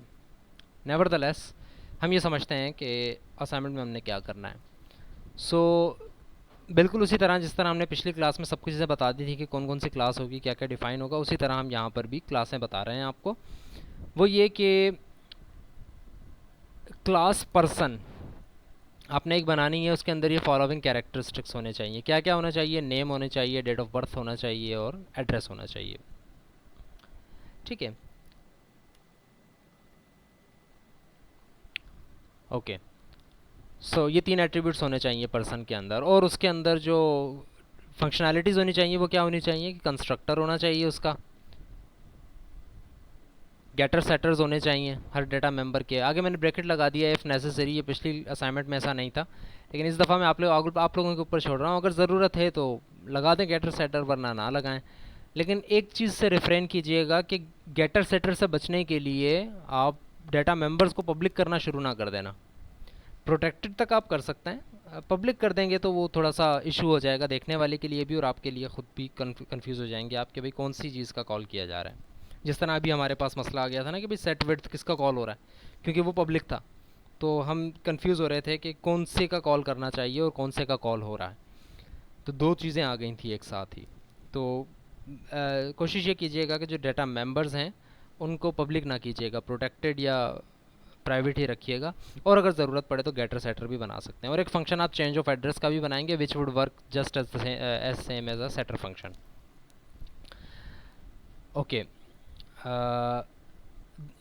This assignment is for all the sections, A B के लिए भी है, सी डी ई के लिए भी है। ठीक है, तो कोड्स आप लोगों के पास हैं, स्पेशली ई वाले। It's been a long time, so you should have been working on C plus plus as of now. आपको मैंने कहा था कि आप लोगों ने काम करना है इसके ऊपर, सो आप लोगों के पास भी अब उतने ही स्किल्स होने चाहिए जितने बाकी स्टूडेंट्स के पास हैं। तो अब लेकिन अब भी आपके पास 10 दिन है, तो आप उन स्किल्स को भी पॉलिश कर सकते हैं और आगे ये काम भी कर सकते हैं। सो फिर एक और आपने क्लास बनानी है स्टूडेंट के नाम की, और उसके अंदर क्या क्या चीज़ें होनी चाहिए वो भी मैंने लिख दी हैं। स्टूडेंट नेम होगा, स्टूडेंट आईडी होगी, स्टूडेंट की डेट ऑफ बर्थ होगी, कोर्सेज जिसमें वो इनरोल्ड है, फ़ोन नंबर होगा, मेलिंग एड्रेस होगा और ईमेल एड्रेस होगा। और इसी तरह इसके जो फंक्शंस हैं वो इस तरह के होंगे कुछ कि कंस्ट्रक्टर होंगे, गेटर सेटर्स अगर ज़रूरी हैं तो आप बनाएंगे, और चेंज ऑफ ईमेल एड्रेस का एक फ़ंक्शन बनाएंगे, चेंज ऑफ मेलिंग एड्रेस का, चेंज ऑफ फ़ोन नंबर का, और एक और फंक्शन होगा जो कि इनरोल इन अ कोर्स का फंक्शन होगा। तो अभी मैं आगे चल के आप लोगों को, जब आप पूरी असाइनमेंट देख लेंगे तो फिर मैं इन फंक्शंस के ऊपर आऊँगा कि एक्चुअली इन फंक्शंस का काम क्या है। एक और क्लास आप बनाएंगे क्लास टीचर के नाम से, और उस क्लास के अंदर क्या क्या होगा, वही सारी चीज़ें तकरीबन बेसिक के, एड्रेस होगा, उसकी आईडी होगी, उसका फ़ोन नंबर होगा, उसकी डेट ऑफ बर्थ होगी, और उसके साथ साथ कोर्सेज़ जो कि वो पढ़ा रहा है या पढ़ा रही हैं। और इसी तरह पब्लिक फंक्शंस में इसकी क्या क्या होंगी कि कंस्ट्रक्टर होगा, अगर नेसेसरी है तो गेटर सेटर फंक्शंस आप बनाएंगे, और addition of a course, removal of a course, ये जो कोर्सेज है ना जो कि वो पढ़ा रहा है, वो ऐड भी कर सकता है कि भाई अब मैं ये कोर्स नहीं पढ़ा रहा या अब मैं ये कोर्स पढ़ा रहा हूँ, तो वो ऐड कर देगा, वरना रिमूव कर देगा। कि टीचर ये काम कर सकता है। ठीक है, कंस्ट्रक्टर्स जो है उसके आगे मैंने लिखा नहीं है कि ये नेसेसरी हैं तो ही आप बनाएंगे, क्योंकि कंस्ट्रक्टर्स आपने लाजमी बनाना है। अगर आपको ज़रूरत नहीं है तब भी आप डिफ़ॉल्ट कंस्ट्रक्टर तो एक बना ही दें, खाली करके बना दें, बेशक कुछ ना करें उसके अंदर, लेकिन बना दें लाजमी। ये मैंने इसलिए बनाने का कहा है क्योंकि बहुत सारे डेटा मेंबर्स हैं, तो अगर आप हर किसी के लिए सेटर गेटर्स बनाना बैठ जाएंगे तो बहुत सारे फंक्शंस बन जाएंगे। तो इस चीज़ से बचने के लिए हो सकता है कि आप सिर्फ एक कंस्ट्रक्टर बना दें जिसमें इस सब की वैल्यू सेट कर दें। तो constructor is necessary, getter setter अगर ज़रूरत है तो बनाएं, वरना ना बनाएं। Addition of a course, removal of a course. फिर एक और क्लास आप बनाएंगे, class number 4, that is course class, और उसके अंदर कोर्स का नाम होगा, कोर्स कोड होगा, और नंबर ऑफ़ स्टूडेंट्स होंगे, कितने रजिस्टर्ड हैं एक कोर्स के अंदर, और टीचर उस कोर्स का कौन है वो भी आपने बताना है। और इसी तरह फॉलोइंग फंक्शनैलिटीज़ होनी चाहिए, constructors, getter setters if necessary, enroll एक स्टूडेंट हो सकता है कोर्स के अंदर, चेंज ऑफ अ टीचर हो सकता है, टीचर अगर ये था पहले तो अब कोई और हो जाए इस टीचर की जगह, डी इनरोल भी कर सके स्टूडेंट। डी इनरोल का मतलब ये है कि स्टूडेंट अगर चाहे कि मैं अब इस कोर्स को नहीं ले रहा तो वो स्टूडेंट डी इनरोल कर सके अपने आप को, यानी कि ड्रॉप कर सके उस कोर्स को। ठीक है, और इसी तरह एक ऑपरेटर भी ओवरलोड करना है। उस पर आने से पहले एक क्वेश्चन है, मैं उसको थोड़ा सा रीड कर लूँ कि मैं एक्सप्लेन करता हूँ वैसे मत, पहले मेरी बात पूरी सुन लें उसके बाद क्वेश्चंस कीजिएगा। आपका क्वेश्चन वैलिड है, लेकिन फ़िलहाल हो सकता है कि मैं ये बात आगे बता दूँ, पूरी असाइनमेंट पढ़ के मैं इसको एक्सप्लेन कर लूँ, उसके बाद क्वेश्चंस लेता हूँ। ठीक है, इसी तरह इस क्लास के अंदर, यानी कोर्स की क्लास में है ना अभी हम, इसके अंदर आप एक प्लस ऑपरेटर को भी ओवरलोड करेंगे। प्लस का ऑपरेटर, बाइनरी ऑपरेटर ओवरलोड करेंगे जो कि दो कोर्सेज को ऐड करेगा। कैसा ऐड करेगा वो ये देखें, सॉरी, देखें कोर्स के अंदर ये डेटा मेंबर्स हैं, कोर्स नेम, कोर्स कोड और नंबर ऑफ़ स्टूडेंट्स और ये सारी चीज़ें। जब आप दो कोर्सेज को ऐड करेंगे ना, फॉर एग्जांपल कोर्स अकाउंटिंग, उसका नाम अकाउंटिंग था, और फाइनेंस उसका नाम था, कोर्स नेम दूसरे कोर्स का, जब आप प्लस ऑपरेटर लगा दोगे ना दो कोर्सेज के ऊपर, तो उनका नाम क्या हो जाएगा रिजल्टेंट में, यानी कि जिस ऑब्जेक्ट में आप उसको स्टोर करवाओगे, अगर x equal to accounting plus finance है तो x के अंदर कोर्स नेम क्या हो जाएगा, अकाउंटिंग एंड फाइनेंस। और इसी तरह कोर्स कोड, अगर फॉर एग्जांपल कोर्स 1 का था 104 और कोर्स 2 का था 105, तो रिजल्टेंट का क्या हो जाएगा 1045, यानी कि पहले दो डिजिट सेम रहेंगे, अगले डिजिट के साथ इसका आखिरी डिजिट कंकैटिनेट हो जाएगा 1045। कोशिश करें कि इसकी टर्मिनोलॉजी इसी तरह की रखें, कोर्स कोड की, अपनी तरफ से कुछ इंटीजर चेंज ना कर दें कि भाई 4 डिजिट का हो गया या 6 डिजिट का हो गया। कोशिश करें कि यही रखें 104, 105, 106, 109, 103 या 116, 112, 3 डिजिट का रखें। तो जो रिजल्टेंट होगा उसका ये होगा कि पहले दो डिजिट सेम रहेंगे और आखिरी डिजिट जो है दूसरे का वो आ जाएगा यहाँ पे। ठीक है, और इसी तरह टीचर अगर है, फॉर एग्जांपल मोहम्मद अकरम और मिस आयशा पढ़ा रही थी, अकाउंटिंग मोहम्मद अकरम पढ़ा रहे थे और फाइनेंस मिस आयशा पढ़ा रही थी, तो रिजल्टेंट जो कोर्स बनेगा वो ये दोनों पढ़ा रहे होंगे मिलके, तो प्लस ऑपरेटर ये काम करेगा। ठीक है, तो ये एक तरह से इन दोनों कोर्सेज को मर्ज कर देगा। तो इसको मैंने एक एग्जांपल देके बताया है कि एक्चुअली इसने काम क्या करना है, कोर्स नेम को किस तरह से हैंडल करना है प्लस ऑपरेटर ने, कोर्स कोड को किस तरह से हैंडल करना है, नंबर ऑफ़ स्टूडेंट्स जो है वो ऐड हो जाएंगे सिंपली, और ये चीज़ें भी कंकैटिनेट हो जाएंगी एंड के साथ। ठीक है, अब ये सारा काम हो गया कि भाई कौन कौन सी क्लासेस, कौन कौन से डाटा मेंबर्स और ये बनेंगे। इसी तरह एक आगे मैंने लिख दिया है कि every class should have a function named print data. Print data का फंक्शन हर क्लास के अंदर आप बनाएंगे, और चाहें तो आप उसको ओवरराइड भी कर सकते हैं अपनी ड्राइव्ड क्लास में, क्योंकि जब आप प्रिंट डेटा से कोर्स के थ्रू कॉल कर रहे होंगे तो वो कुछ और प्रिंट करे, लेकिन वो बना हुआ सिर्फ पेरेंट क्लास में हो। जो ओवरराइडिंग की मैंने आपको एग्जांपल्स बताई हैं वो सारी। सबसे बड़ा चैलेंज जो आप लोगों के लिए इस असाइनमेंट में है वो ये कि इस असाइनमेंट में मैंने आप लोगों को ये नहीं बताया कि कौन सी क्लास किससे इनहेरिट होगी। राइट, इनहेरिटेंस इसमें अप्लाई होगी। अगर इनहेरिटेंस नहीं करेंगे तो आपके लिए बहुत बड़ा मसला हो जाएगा। इनहेरिटेंस इस क्लास में लाजमी है इस पूरे प्रोजेक्ट में। इनहेरिटेंस जब आप करेंगे इसके अंदर, तो ये मैंने आप लोगों के ऊपर छोड़ा है कि आप कौन सी क्लास किससे इनहेरिट करवाना चाहते हैं। एक एग्जांपल मैं आपको दे देता हूँ और बाकी चीज़ें आप खुद आइडेंटिफाई करेंगे। भाई फॉर एग्जांपल मैं ये देखता हूँ कि भाई स्टूडेंट के अंदर भी नेम है, टीचर के अंदर भी नेम है, टीचर के अंदर भी नेम है, तो क्यों ना मैं स्टूडेंट और टीचर को पर पर्सन की क्लास से इनहेरिट करवा लूँ। और टीचर के अंदर भी डेट ऑफ बर्थ है, स्टूडेंट के अंदर भी एड्रेस है, टीचर के अंदर भी एड्रेस है, और इस तरह ये तीनों चीज़ें जब हैं तो क्यों ना मैं पर्सन की क्लास से इनहेरिट करवा लूँ स्टूडेंट और पर्सन को, स्टूडेंट और टीचर को, तो ये चीज़ इनहेरिटेंस हो जाएगी। बट ये जस्ट मैंने आपको एक एग्जांपल दी है। हो सकता है आप कोर्स को भी किसी से इनहेरिट करवाना चाहें, हो सकता है आप कोर्स को पेरेंट रखकर किसी और को इनहेरिट करवाना चाहें, और सबसे बड़ी बात कि हो सकता है आई एम नॉट सेइंग कि इट्स नेसेसरी, इसके बगैर भी सोल्यूशन हो सकता है, बट मे भी आपको ज़रूरत पड़े कि इन चारों क्लासों के अलावा एक और क्लास भी बनानी पड़ जाए कि भाई ये सारी चीज़ें हैंडल नहीं हो पा रही, एक और क्लास बनाते हैं जिसके अंदर ये चीज़ें हों। It is possible. और दूसरा जो चैलेंज है आपके लिए वो ये है कि इसके अंदर, अब मैं आता हूँ उन चीज़ों के ऊपर कि चलें, स्टूडेंट के अंदर ये डी जो आप देख रहे हो, कोर्सेज ही और शी इज़ एनरोल्ड इन, यहाँ पर आप क्या रखेंगे। लेट सपोज यहाँ तो आप स्ट्रिंग रख देंगे, यहाँ आपसे इंटीजर रख देंगे, यहाँ पर आपसे स्ट्रिंग कर देंगे, इसकी डेटा टाइप क्या होगी।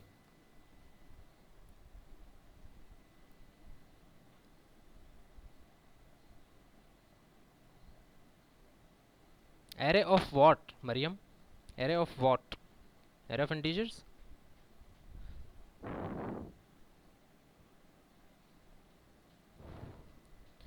स्ट्रिंग, अच्छा स्ट्रिंग में आप क्या सेव करेंगे, कोर्स का नाम, कोर्स का कोड, कुछ कोर्स का कोड सेट कर रहे होंगे, कुछ कोर्स का नाम सेट कर रहे होंगे। सो अब मैं आपको बता देता हूँ कि दूसरा चैलेंज जो आपके लिए इस असाइनमेंट में है वो ये है कि ये जो कोर्सेज आप बनाओगे ना कि भाई किस कोर्स के थ्रू, किस कोर्स के अंदर वो एनरोल है, यहाँ पर एक्चुअली ऑब्जेक्ट बनेगा इस क्लास का, इस क्लास का ऑब्जेक्ट बनेगा कि भाई अगर आपने स्ट्रिंग बनानी है तो आप स्ट्रिंग का ऑब्जेक्ट बनाते हो, आपने इंटीजर बनानी है तो आप इंटीजर का वेरिएबल बनाते हो, अगर आपने कोर्स बनाना है तो आप कोर्स की क्लास का ऑब्जेक्ट बनाओगे यहाँ पे, और बिल्कुल उसी तरह कोर्स का ऑब्जेक्ट बनेगा यहाँ पे, यानी कि कंपोजिशन हो जाएगी कि अगर एक स्टूडेंट है तो उसके साथ कोर्सेज भी होने चाहिए। और उसी तरह अगर स्टूडेंट की क्लास के अंदर एक फंक्शन है इनरोल इन अ कोर्स, अगर स्टूडेंट कॉल करता है इनरोल के फंक्शन को, तो उसको ये बताना पड़ेगा कि आप किस कोर्स में इनरोल होना चाह रहे हो, और वो जो कोर्स है वो कोर्स एज एन आर्ग्यूमेंट आएगा, और वो जो आर्ग्यूमेंट होगा उस आर्ग्यूमेंट के अंदर कोर्स का ऑब्जेक्ट होगा। क्योंकि आप एक्चुअली ये बता रहे होगे कि आप ये नहीं लिख रहे होगे कि भाई इस नाम के कोर्स के अंदर कर दो, नहीं, आप कोर्स बताओगे कि भाई इस ये जो ऑब्जेक्ट बना हुआ है ना कोर्स का, इसके अंदर इनरोल कर दो। ठीक है, अगली बात ये है कि टीचर के अंदर जब आप आओगे तो टीचर के अंदर भी यही होगा, कोर्स का ऑब्जेक्ट बनेगा, और जब एडिशन ऑफ अ कोर्स हो रहा होगा तो जो कोर्स का ऑब्जेक्ट यहाँ पर एक बना हुआ था या दो बने हुए थे, वो जो ऑब्जेक्ट है उनमें से एक ऑब्जेक्ट रिमूव हो जाए, डिस्ट्रक्ट हो जाए या ऐड हो जाए, कोई नया ऑब्जेक्ट बन जाए यहाँ पे। सेम कोर्स के अंदर जब आप आओगे तो जब आप नंबर ऑफ़ स्टूडेंट्स रजिस्टर्ड पर आओगे तो ये कैसे कैलकुलेट होंगे, नंबर ऑफ़ स्टूडेंट्स रजिस्टर्ड, ये ऐसे कैलकुलेट होंगे कि भाई कौन कौन से स्टूडेंट इसमें रजिस्टर्ड हैं। जैसे ही कोई स्टूडेंट अपने आप को इनरोल करता है एक कोर्स के ऑब्जेक्ट में, तो उस कोर्स के ऑब्जेक्ट के अंदर यहाँ पर जाकर प्लस प्लस हो जाना चाहिए बाय डिफ़ॉल्ट। ये इनरोल के अंदर होना चाहिए काम, कि जैसे ही एक स्टूडेंट अपने आप को इनरोल करे एक कोर्स के ऑब्जेक्ट में, जिस तरह से मैंने कहा कोर्स का ऑब्जेक्ट आएगा यहाँ पे एज एन आर्ग्यूमेंट, इनरोल का फंक्शन कॉल करे और कोर्स का एक ऑब्जेक्ट भेजे, तो जो ऑब्जेक्ट वो भेजेगा यानी जिस कोर्स में वो इनरोल हो रहा होगा उस कोर्स के नंबर ऑफ स्टूडेंट रजिस्टर्ड में प्लस प्लस हो जाए, यानी कि एक का एडिशन हो जाए क्योंकि एक स्टूडेंट और इनरोल हो गया। इसी तरह जो कोर्स है इसके अंदर टीचर ऑफ द कोर्स भी है। यहाँ पर सिर्फ स्ट्रिंग या नाम नहीं आएगा टीचर का, यहाँ पर टीचर की क्लास का ऑब्जेक्ट आएगा या पॉइंटर आएगा, वॉट एवर जो भी आपकी नीड बने। यहाँ पे टीचर की क्लास का ऑब्जेक्ट या पॉइंटर आएगा। उससे होगा क्या कि लेट सपोज अगर कोई टीचर इस फंक्शन को कॉल करता है कि भाई अब मैं ये कोर्स भी पढ़ा रहा हूँ, एडिशन ऑफ अ कोर्स, तो जब वो ऐड कोर्स के फंक्शन को कॉल करेगा और कोई कोर्स भेजेगा उसके साथ अपने आर्ग्यूमेंट में कि मैं ये कोर्स पढ़ा रहा हूँ, तो उस कोर्स के ऑब्जेक्ट के अंदर टीचर का ऑब्जेक्ट चेंज हो जाना चाहिए कि अब ये टीचर पढ़ा रहा है इस कोर्स को। इसी तरह रिमूवल ऑफ अ कोर्स जब कॉल होगा टीचर की तरफ से, तब टीचर का नाम अगर यहाँ पर कोई लिखा हुआ था तो अब वो टीचर का नाम रिमूव हो जाए यहाँ से कि भाई अब ये टीचर नहीं पढ़ा रहा, राइट। तो these are all things that are inter related to each other. और इसी तरह डी इनरोल है स्टूडेंट जब कॉल होगा तो इनरोल स्टूडेंट जब डी इनरोल हो जाएगा तो फिर कोर्स के अंदर जो नंबर ऑफ स्टूडेंट रजिस्टर्ड है ये माइनस माइनस हो जाएगा। रिमेंबर के टीचर एक इनरोल कर सकता है स्टूडेंट को, डी इनरोल भी कर सकता है, बट एक स्टूडेंट जो है वो सिर्फ और सिर्फ खुद को इनरोल कर सकता है, डी इनरोल नहीं कर सकता। अब यहाँ पर भी एक तरह से ओवर राइडिंग हो जाएगी कि इनरोल कर रहे हो आप कोर्स को स्टूडेंट के थ्रू या टीचर के थ्रू, किसके थ्रू कर रहे हो। So these are all things that are interdependent on each other, right? फिर आते हैं हम इन पॉइंट्स के ऊपर। ये वो पॉइंट्स हैं जो कि अभी कुछ मैंने बता दिए हैं आपको ऑलरेडी, कुछ आपको जहन में रखने हैं क्लासेस को इस असाइनमेंट को करते हुए। सबसे पहला पॉइंट ये है कि a student can not be enrolled in more than 3 courses, यानी कि जब भी कोर्स इनरोल हो रहा होगा, स्टूडेंट जब इनरोल कर रहा होगा खुद अपने आप को एक कोर्स के अंदर, या फिर कोई टीचर किसी स्टूडेंट को इनरोल कर रहा होगा, तो पहले ये चेक किया जाएगा कि वो स्टूडेंट कितने कोर्सेज में ऑलरेडी इनरोल्ड है। अगर वो 3 कोर्सेज में इनरोल्ड है तो फिर प्रिंट हो जाए कि भाई you can not enrol yourself और this student in any more courses. अगर नहीं तो वो इनरोल हो जाए। बिल्कुल इसी तरह a teacher should not teach more than 2 courses at a time. अगर एक टीचर है और वो 2 कोर्सेज ऑलरेडी टीच कर रहा है तो उसके पास ये प्रिविलेज नहीं है अब कि वो तीसरा कोर्स भी जो है पढ़ा सके। तो जब तक एक टीचर का एक कोर्स रिमूव नहीं हो जाता तब तक वो दूसरा कोर्स कॉल नहीं कर सकता, ऐड नहीं कर सकता। तीसरा पॉइंट ये कह रहा है कि each course should have a separate course code. ठीक है, ये तो एक बात है जो कि जहन में होनी चाहिए आप लोगों के कि कोर्स कोड सब कोर्सेज का डिफरेंट होना चाहिए। किसी 2 कोर्सेज का कोर्स कोड सेम नहीं होगा। यही चीज़ स्टूडेंट आईडी के लिए भी हो सकती है, यही चीज़ टीचर आईडी के लिए भी हो सकती है। 2 कोर्सेज में have similar names but not the same course codes. Names same हो सकते हैं कोर्सेज के बट उनका कोड सेम नहीं होना चाहिए। Multiple students and multiple teachers में हैव सिमिलर नेम्स, यानी कि स्टूडेंट्स के भी नेम सेम हो सकते हैं, टीचर्स के नेम भी सेम हो सकते हैं, बट उनकी आईडी कभी सेम नहीं होगी। Inheritance should be implemented in this system. You will decide which classes need to be inherited from which classes. ये आप लोगों ने डिसाइड करना है कि कौन सी क्लासेस किससे इनहेरिट होनी चाहिए। There should not be any redundancies in objects and their data. Redundancies यानी कि डबल डबल ऑब्जेक्ट्स या डेटा कॉल नहीं होने चाहिए, बनने नहीं चाहिए। For example, if a class modifies the data of another classes object then the real data of that object should be updated. ऐसा ना हो कि आपने स्टूडेंट के थ्रू इनरोल तो कर दिया, एक स्टूडेंट को इनरोल कर दिया आपने, लेकिन कोर्स के अंदर जाकर उसके नंबर ऑफ स्टूडेंट्स वही के वही हैं। तो अगर आपने एक स्टूडेंट को इनरोल किया है तो कोर्स के अंदर उसके नंबर ऑफ स्टूडेंट्स ऐड हो जाने चाहिए। अगर आपने एक टीचर को रिमूव किया है किसी कोर्स से तो टीचर के अंदर वो कोर्स भी ख़त्म हो जाना चाहिए और कोर्स की क्लास के अंदर से भी टीचर का नाम ख़त्म हो जाना चाहिए। ठीक है, for example, if a student enrols himself या herself in a course the number of students and 4C should be updated. 4C is what? 4C is number of students registered should be updated जब कोई student अपने आप को enrol करे या teacher किसी को डी इनरोल करे। The data members and member functions are not given to be strictly followed as they are। जैसे मैंने दिया है ना कि भाई ये डाटा मेंबर होंगे और ये मेंबर फंक्शंस होंगे, इसके अंदर स्ट्रिक्टली इनको फॉलो नहीं कीजिएगा। हो सकता है कि आपको इन चारों के अलावा एक और की भी ज़रूरत पड़े। हो सकता है कि आप ये दोनों चीज़ें इनहेरिट करके ले आओ और कोर्स की क्लास में सिर्फ आपको ये 2 बनाने पड़े। तो होने ये सारे चाहिए बट इट्स नॉट नेसेसरी कि हर क्लास के अंदर आपने ये लाजमी बनाने हैं एज इट इज़, ऐसा नहीं है।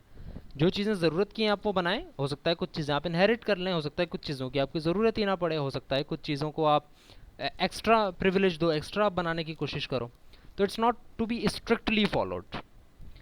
You may modify the placement of the data members and member functions to avoid redundant code where needed.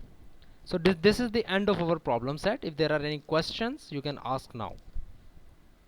It is a very comprehensive assignment and it is not that complicated and not that difficult as you might be assuming. ठीक है, इसका solution मैं तकरीबन कर चुका हूँ, more than 70-80% मैंने इसका सोल्यूशन कर लिया है. So it's not that hard of a thing. वही सारे कॉन्सेप्ट्स इसमें यूज़ हुए हैं जो कि अभी तक हम पढ़ चुके हैं. So if there is any question you can ask now.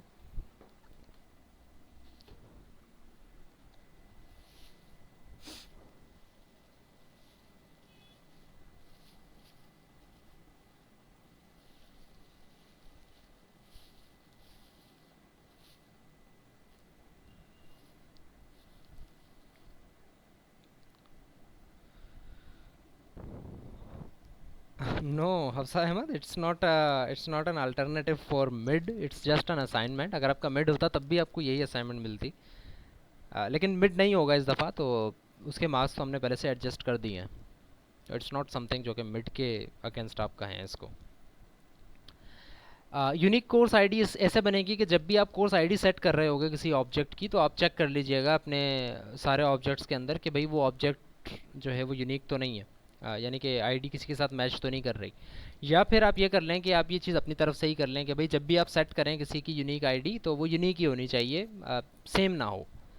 तो लाजमी नहीं है कि आप इसको कोड में एम्बेड करें, ये बस आप प्रोग्रामर के ऊपर छोड़ दें कि जो भी वो आईडी देगा वो सेम नहीं होनी चाहिए किसी दूसरे से. ठीक है, मैं ये नहीं कह रहा कि इसको भी आप कोड के अंदर जो है वो एम्बेड करें. तो आप अपनी तरफ से भी इसको प्रोग्रामर या यूज़र के भरोसे के ऊपर छोड़ दें कि वो अलग अलग ही देगा. प्लेजरिज्म मैंने अभी बताई नहीं है आपको कि कितने % अलाउ है, तो आप ये कैसे कह सकते हैं कि कम कर दें. तो आप प्लेजरिज्म नहीं करें, आप अपने असाइनमेंट देखें. ये बहुत बड़ी असाइनमेंट है, यानी कि रिलेटिवली थोड़ी सी बड़ी असाइनमेंट है. इसमें ज़्यादा क्लासेस हैं, ज़्यादा इनहेरिटेंस है, ज़्यादा कंसेप्ट इसमें क्लियर हो जाएंगे आपके. तो इसके अंदर प्लेजरिज्म कम से कम होनी चाहिए. यानी कि अगर एक छोटा आपको मैं हेलो वर्ल्ड का प्रोग्राम लिख के देता हूँ तो उसके अंदर तो 100% सबका सेम होगा. लेकिन जैसे जैसे प्रॉब्लम थोड़ी सी इन्हांस होती जाती है वैसे वैसे कॉपी के चांसेस भी कम होते जाते हैं.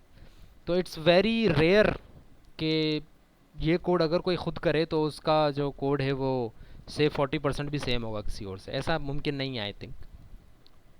सो अभी मैंने आपको ये बताया नहीं है कि कितनी आपको अलाउ है, बट बेयर इन माइंड कि आप कोड खुद करें जितना भी करें. मोहम्मद तलहा साजिद, ठीक है, आप वो देख लीजिएगा, रिकॉर्डिंग देख लीजिएगा, रिकॉर्डिंग हो रही है लेक्चर की. चेंजिंग सिर्फ सेटर की तरह ही होगी कि आपने चेंज कर दिया ना. अगर for example change of address को कॉल किया है तो एड्रेस जो सेट हुआ हुआ था पहले वो अपडेट हो जाए. दैट्स इट, सेटर की तरह. ओके मोहम्मद नदीम, आप ज़रा रोल नंबर के साथ अगर आ जाएंगे तो मैं आपको अनम्यूट करके क्वेश्चन पूछ लूँगा.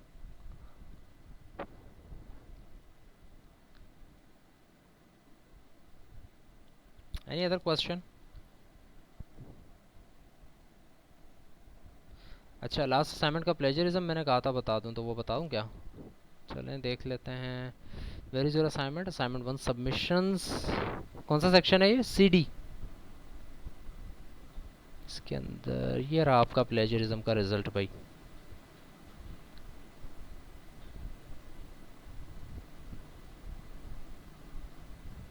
आई एम जस्ट टेलिंग यू कि ये इस तरह से रिजल्ट आता है मेरे पास and I can verify it as well. तो रिज़ल्ट कुछ इस तरह से है. देर आर 26 स्टूडेंट्स जिनकी 90 to 100% के अंदर है प्लेजरिज्म. 2 स्टूडेंट्स हैं जिनकी 80 to 90% है. 6 स्टूडेंट्स देर आर जिनकी 70 से 80% के दरमियान है. और ज़्यादातर असाइनमेंट, ये स्टूडेंट की तादाद नहीं है टोटल, इसको स्टूडेंट की तादाद नहीं समझिएगा, इसको फाइल्स की तादाद समझिएगा. ठीक है. सो नंदलेस, तो ये कुछ इस तरह से प्लेजरिज्म आ रही है कि भाई this student has plagiarized of this student 100%.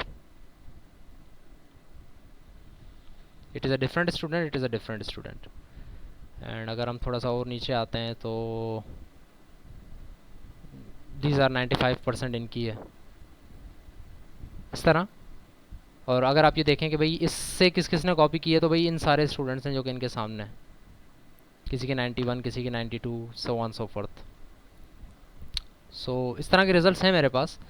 I am not verifying this अलग अलग चेक करके, इस दफ़ा तो मैंने छोड़ दिया है। अगली दफ़ा अब जो असाइनमेंट 2 होगी उसके अंदर हम फिर वेरीफाई करेंगे, और फिर मैं अपनी आंखों से भी चेक करूँगा कि कितनी कितनी प्लेजरिज्म मशीन सही बता रही है और वाकई कितनी अच्छी है।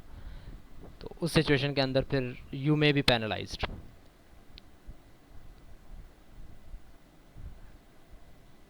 And it's up to you as well, ये भी ज़रा बात याद रखिएगा कि आप अगर असाइनमेंट बना रहे हैं तो इट्स योर रिस्पॉन्सिबिलिटी कि वो असाइनमेंट आप किसी को ना दें। अगर आप किसी को देते भी हैं तो वो आपके ऊपर है कि फिर अगर वो उससे कॉपी कर ले तो फिर वो प्लेजरिज्म आपकी भी काउंट होगी। So whatever code you are doing, you can tell the other students कि भाई ऐसे ऐसे किया है मैंने, उसको दिखा दें। उसको अगर आप कोड पूरा भेज देंगे या अगर आपको शक है कि वो कॉपी कर लेगा, तो फिर काइंडली इस चीज़ को अवॉइड करें। आप समझा दें, आप हेल्प करें, साथ बैठ के काम करें, अपने जूम क्लास के ऊपर या इस तरह व्हाट्सएप ग्रुप के ऊपर बैठ के बात करें, शेयर करें एक दूसरे से code, but it's up to your honor code कि आप उसको कॉपी ना करें। ठीक है। So the time is up. Next class में, अच्छा अनदर मैं आपको अभी बता देता हूँ कि जो हमारी फ्राइडे को क्लास होगी या लैब होगी उसके अंदर there will be a quiz. ठीक है, तो क्विज़ हमारा होगा इनहेरिटेंस के ऊपर। That will be on inheritance. So inheritance को देख लीजिएगा, कंस्ट्रक्टर किस तरह से कॉल हो रहे हैं, क्या क्या चीज़ें इनहेरिट हो रही हैं, पब्लिक इनहेरिटेंस क्या होती है, प्राइवेट क्या होती है, जो सारी चीज़ें मैंने बताई हैं करवाई हैं उनको देख लीजिएगा। तो नेक्स्ट क्लास के अंदर हम क्विज़ रखेंगे। अटेंडेंस की ज़रा स्नैपशॉट लेके मुझे भेज दें CR, and that would be the end of the class. Done लिख के मुझे बता दें यहाँ पे, ताकि मैं क्लास को फिनिश कर दूँ।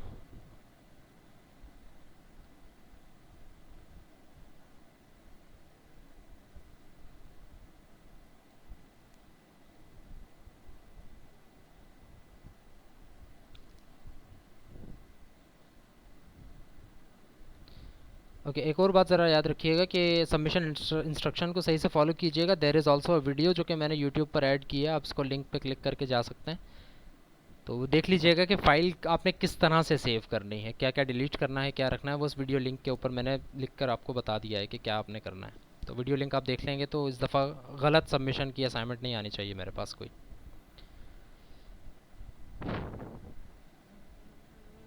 ठीक है जी, thank you very much. See you in next class.